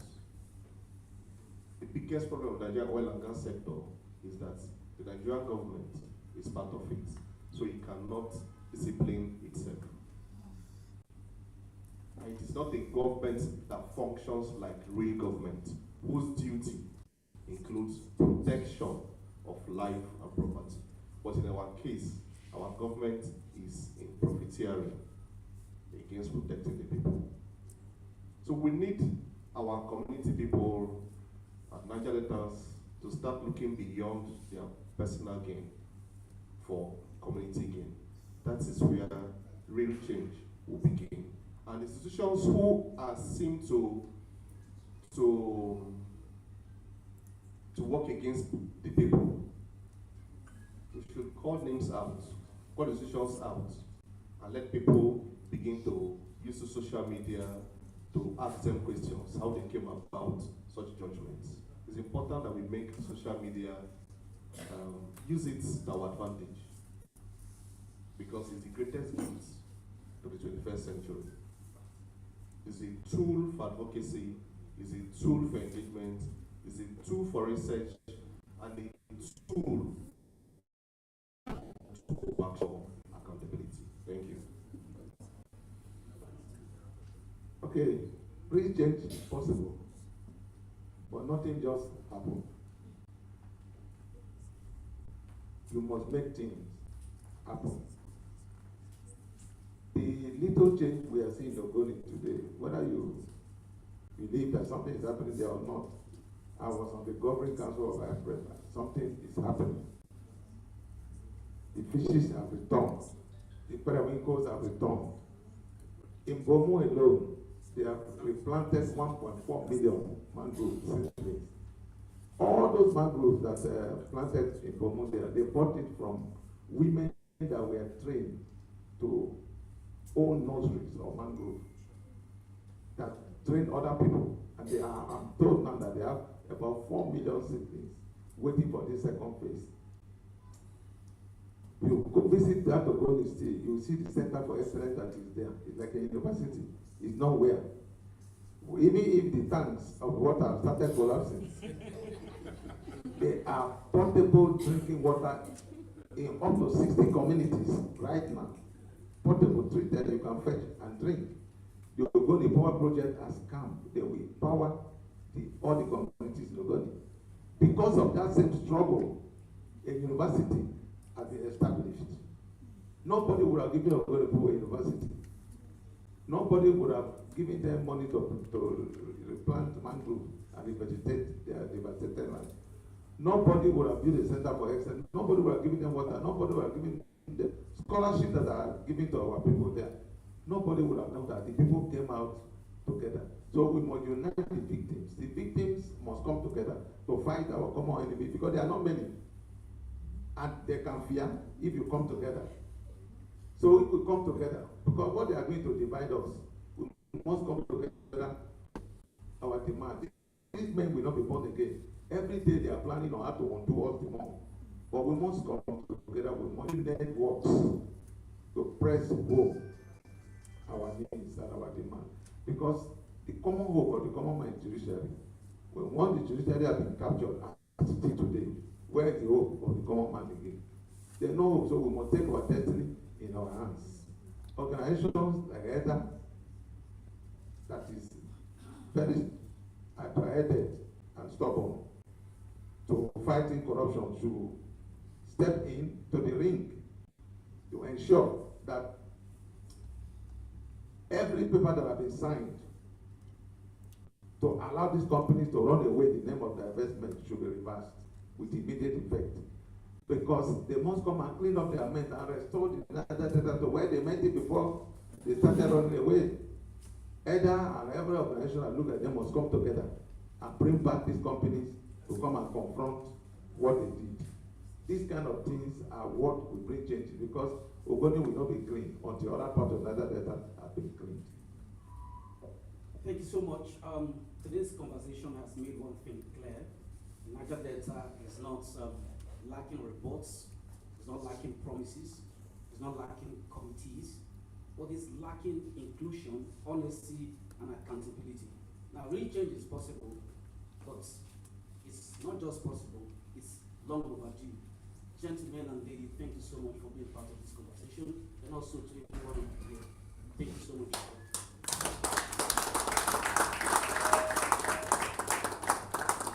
Please, another round of applause for our panel.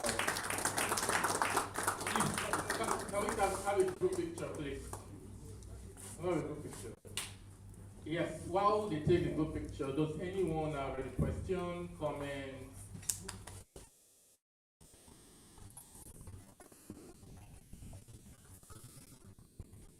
So because of time,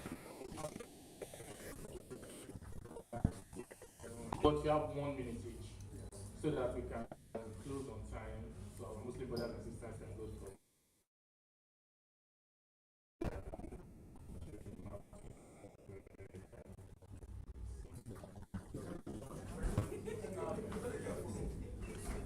So once the same people say time up, I close the microphone.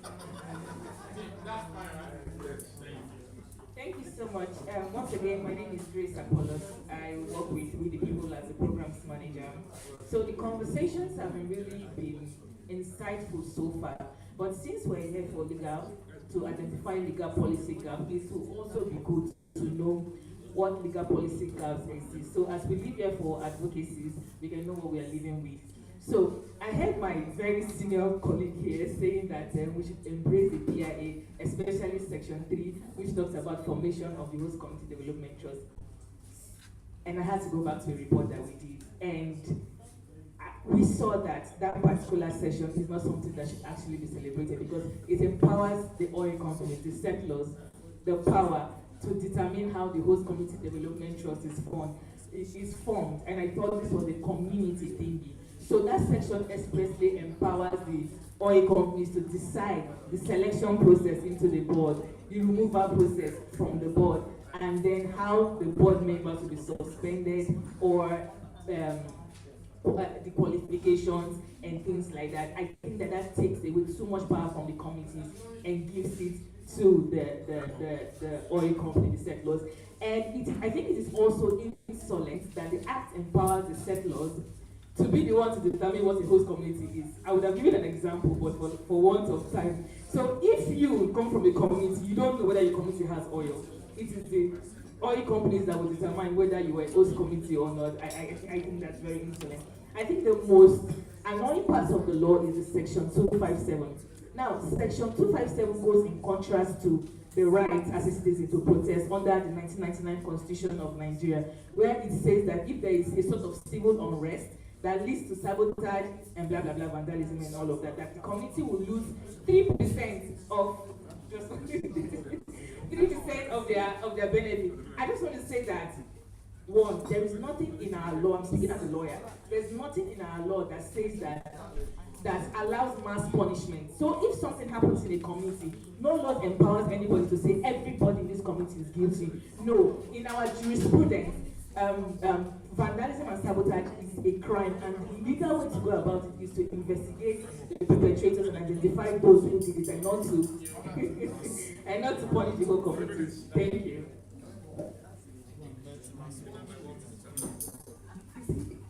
I want to stress on the communities. It's not enough for someone to ask for money.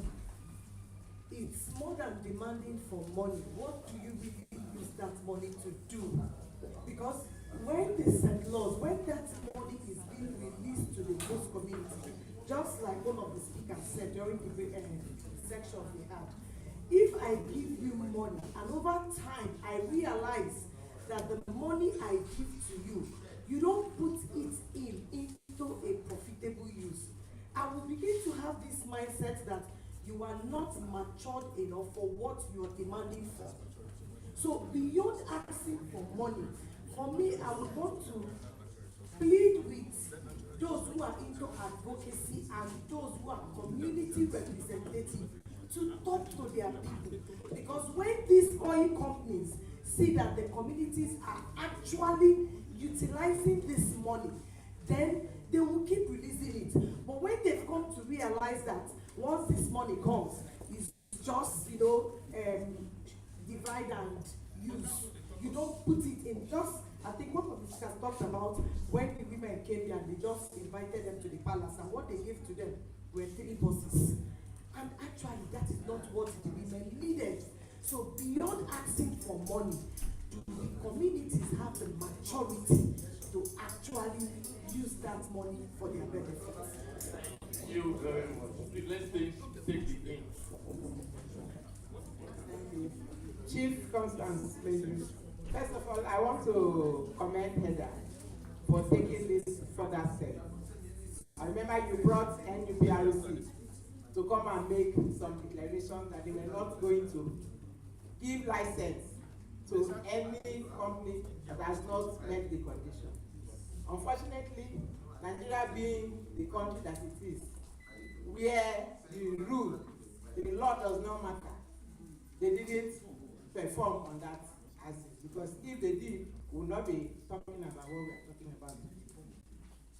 So my worry is these legal gaps and policies have been identified. How do we get them to do the needful? Other countries do it. You can see the major problem is that the judiciary is not with the people. If the judiciary is with the people, it will look into these cases. Then they will not have the case where the National Human Rights Commission will be told that they do not have a right to ask for environmental rights at a time that the international community is granting rights to rivers, even rocks. So we need really to do more in the area of advocacy for our people to wake up, so that there will be a collective action, everybody working together to push for the change that we are desiring. But Heather, since you seem to have a better ear of the people, I will ask you to please do more. Here, we'll be doing the bit that we can. You must have seen, I have been talking about your visitation in many fora. Anywhere I go, I raise it. Because you said if we did not shout, you would not have brought them. So please, as you are going, tell them again that we are saying, because the upstream management has been poor. Many communities have not set up their own trust funds, and they are supposed to monitor. If they are monitoring, this question of alert and alert will not be there, because it's supposed to be for development. Thank you. Thank you very much. So Mr. Sulaiman will answer as regards the NUPRC, but I just want to inform you that yes, we brought NUPRC sometime April last year, and they made some commitments. Not all of them have been followed through, and EDA as an organization, even though we are friends with NUPRC, we have 3 different actions currently at the Federal High Court against the federal government, NUPRC, one against Shell and Eni, the other one against Ohando. on this divestment issue. So that's why we are saying that even though the legal machinery might be slow, that is still our viable option, and we have to explore all necessary legal action. My name is Dr. Fon Wilton, and once again I want to thank HEDA for this report. And Madam Constance had mentioned one of the things I wanted to mention of the host community trust fund, because as it is, so many communities don't even have their trust. So it's still like something a lot of them are not even aware of. So because of that, that implementation is not there in their system. And secondly, to even some communities that have been able to access, we have also seen that those ones that have collected the fund, the utilization of the fund is the big challenge. So my question now is to HEDA, because I know that they are really working in this aspect. How can I know we, civil society, try to see the implementation to see that this fund can be utilized, especially by the most people that are being impacted? Because we see that even at the communities, there are so many factions, traditional rulers and all this, and that is why when the fund gets to the community, they can't utilize it well. How can we now use, because if we don't do something about it, it will end up this fund going, and certain people are the ones utilizing and it's not getting to the grassroots.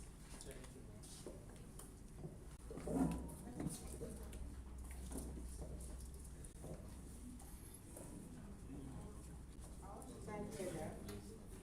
It's a privilege to always be in your forum, but I just wish that I can be permitted to deviate a little about what we are doing here.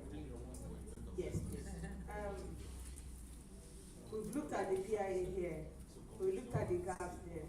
We're talking about the largest for the host communities, talking about the like what they just shared here, you know, what people are supposed to benefit from and others.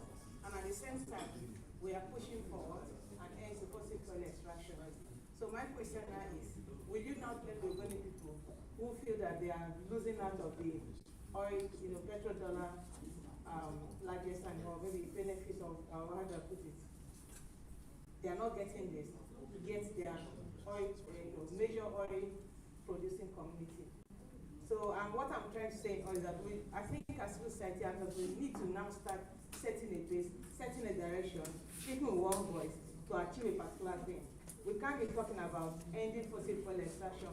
We can't be talking about the impact of fossil fuel in our environment, what is causing the harms and all that. At the same time, discussing how communities should benefit from the same thing that is harming them. And at the same time, looking at laws that can promote and keep it going.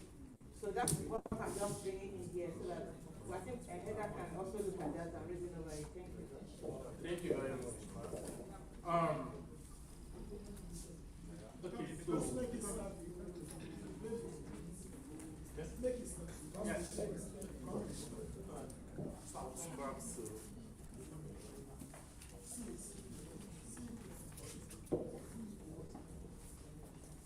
Good afternoon, everyone. My name is Philip Godfrey, and I represent Harmony Earth Empowerment Foundation from Bayelsa State. My concern is just simple. I think there is a misconception about the 3%. I want to know, is it 3% for remediation or for development? Because I've witnessed several times where the narrative is being pointed at, utilize the money. So utilize the money to remediate or to develop. That's one. Number two, again, I don't know whether HEDA have also follow up the implementation of this Host Community Development Trust. From the beginning, we thought it's supposed to be a new model, a different ball game. But we realized that the settler, in their own wisdom, manipulate the communities and adopted the development plans of the GMOU and the needs assessment of the GMOU in most of the clusters. I don't know whether you are aware. I I also want to bring you to the knowledge of this forum. Then lastly, I also want to also make you understand that the host community development trust, because they adopted or mimic the model of the GMOU, there are communities that are not being represented at the BOT level. They are only represented at the MC and the AC. And you can imagine where major decision is being taken in the absence of thank you.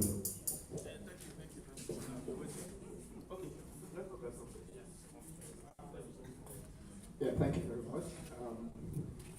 Yoda, thank you for this good job you have done. I have looked at your headings here, and I also keenly listened to Senescen's review. I was actually looking out for the angle of the conflict.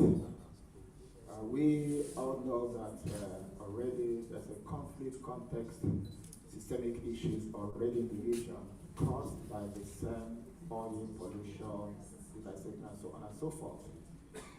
If you look at the PIA and the system of setting up or formation of the HCDT, you will find out that it's a recipe for conflict and dividing the people they know. I have been part of trying to set up formations starting at clusters. It's been a problem. Some of them already in the court now as to how to get who will be our chairman, even to agree on what project that they will want to start with within the community areas. It's still an issue. So I do think that a paper like this should have a component. Sorry, my name is Dr. an area that should look at the mitigation mechanism that can be applied to solve such issues. Because if that is not done, the communities or the clusters will be sent to divide themselves and destroy themselves all. Yeah.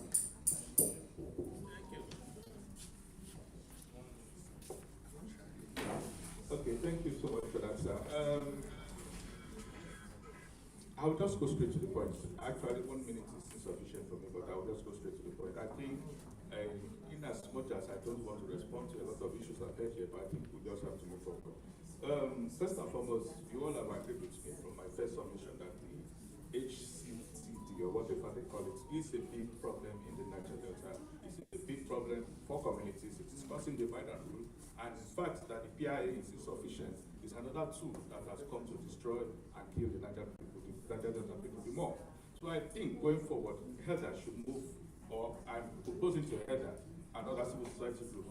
Let's move and advocate for a people's assembly. Let's move for a people's assembly where we can look at issues and make our own recommendations to the multinationals and also to government.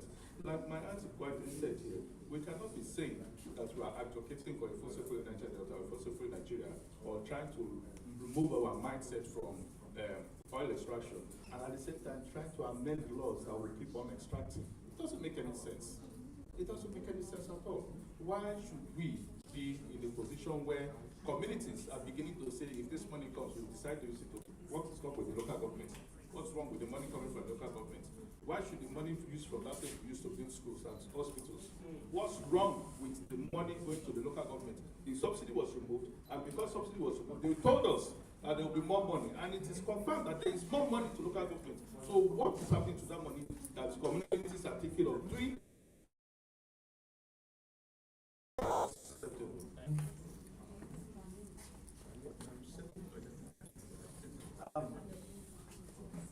Heather, I really want to commend your efforts on this project. Now, I think I should speak for myself.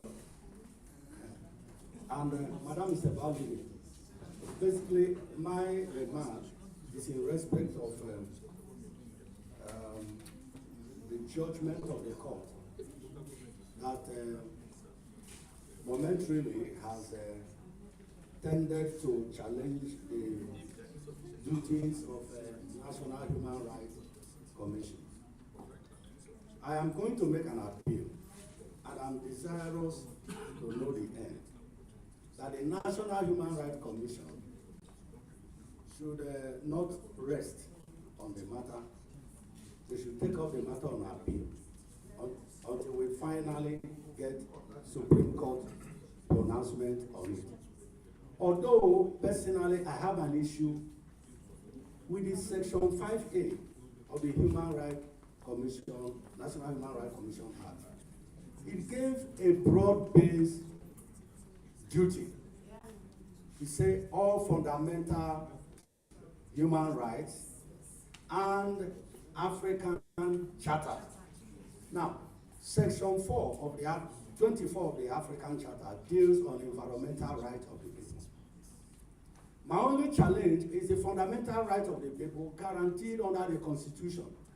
You know, Judex, everybody has their own personal prejudice, and it's allowed. There's what we call bias of the jury.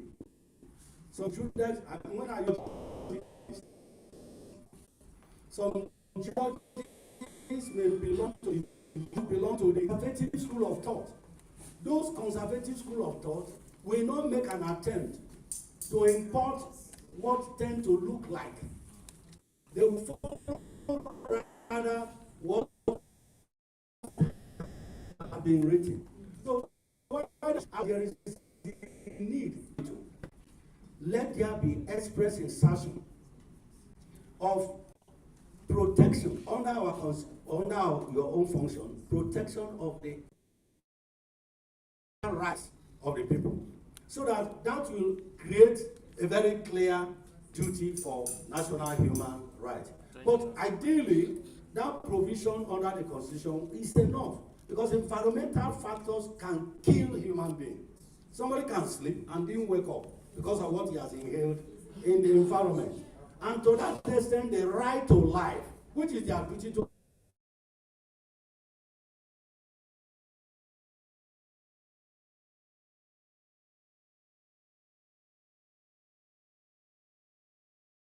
also protect, has been brought in there. But if you meet judges that are very conservative, they may shut it out.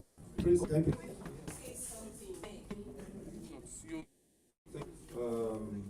I just want to say, in looking at these policy gaps, there are some legal issues that I have identified, and I think that we've all agreed, like the Abuja IOC marriage. There is corruption and systemic failure, including repressive laws, failed institutions, including the legislature, judiciary, and security agencies. Now, in a time where we are talking about citizens' interests, it is very gloomy to have all these boxes ticked. The Nigerian state is against their people. So we have to be objective. What do the people do? Who are the persons that are looking out for these people? What are the base or the basic things that we have to put in place? And I think that in this kind of times, we have to lobby for third-party involvement in all this. The embassies, the UN, other countries that can prove solid, that can prove a solid stand front against the Nigerian state that sadly to say is killing their own people. Yes, thank you. So that's my submission. Thank you. Please, I'll just say a quick one with what we have said concerning our Section 5A. This is off record, please. He said it. He was very correct. You see, we have that mandate. Our mandate gives us the rights, a very broad base. We have the mandate to investigate issues in the way we deem fit. That is where the problem came from.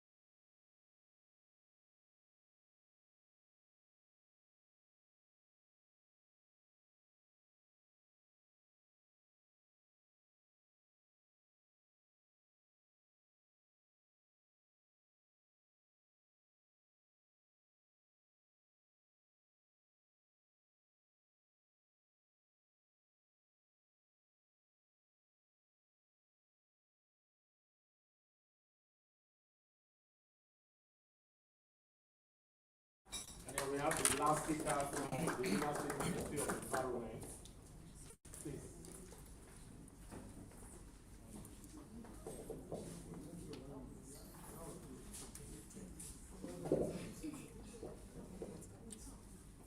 Good afternoon, partners.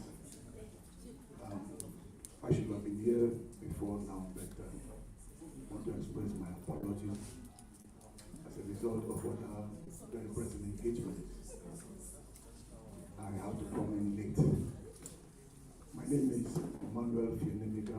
I'm Director, and I'm speaking for the Ministry of Environment, Director Inspectorate and Enforcement. Once again, I want to bring salutation. It's more of a goodwill message. I want to bring greetings from the leadership of the ministry, and I want to particularly commend Eda for what you are doing. You're doing a very, very good job. And for us in the ministry, we don't take such forum for granted because we believe in environmental sustainability and responsibility. And so whenever such forum is being organized, we don't take it for granted, we identify. Because here the truth is told. There are some cases of some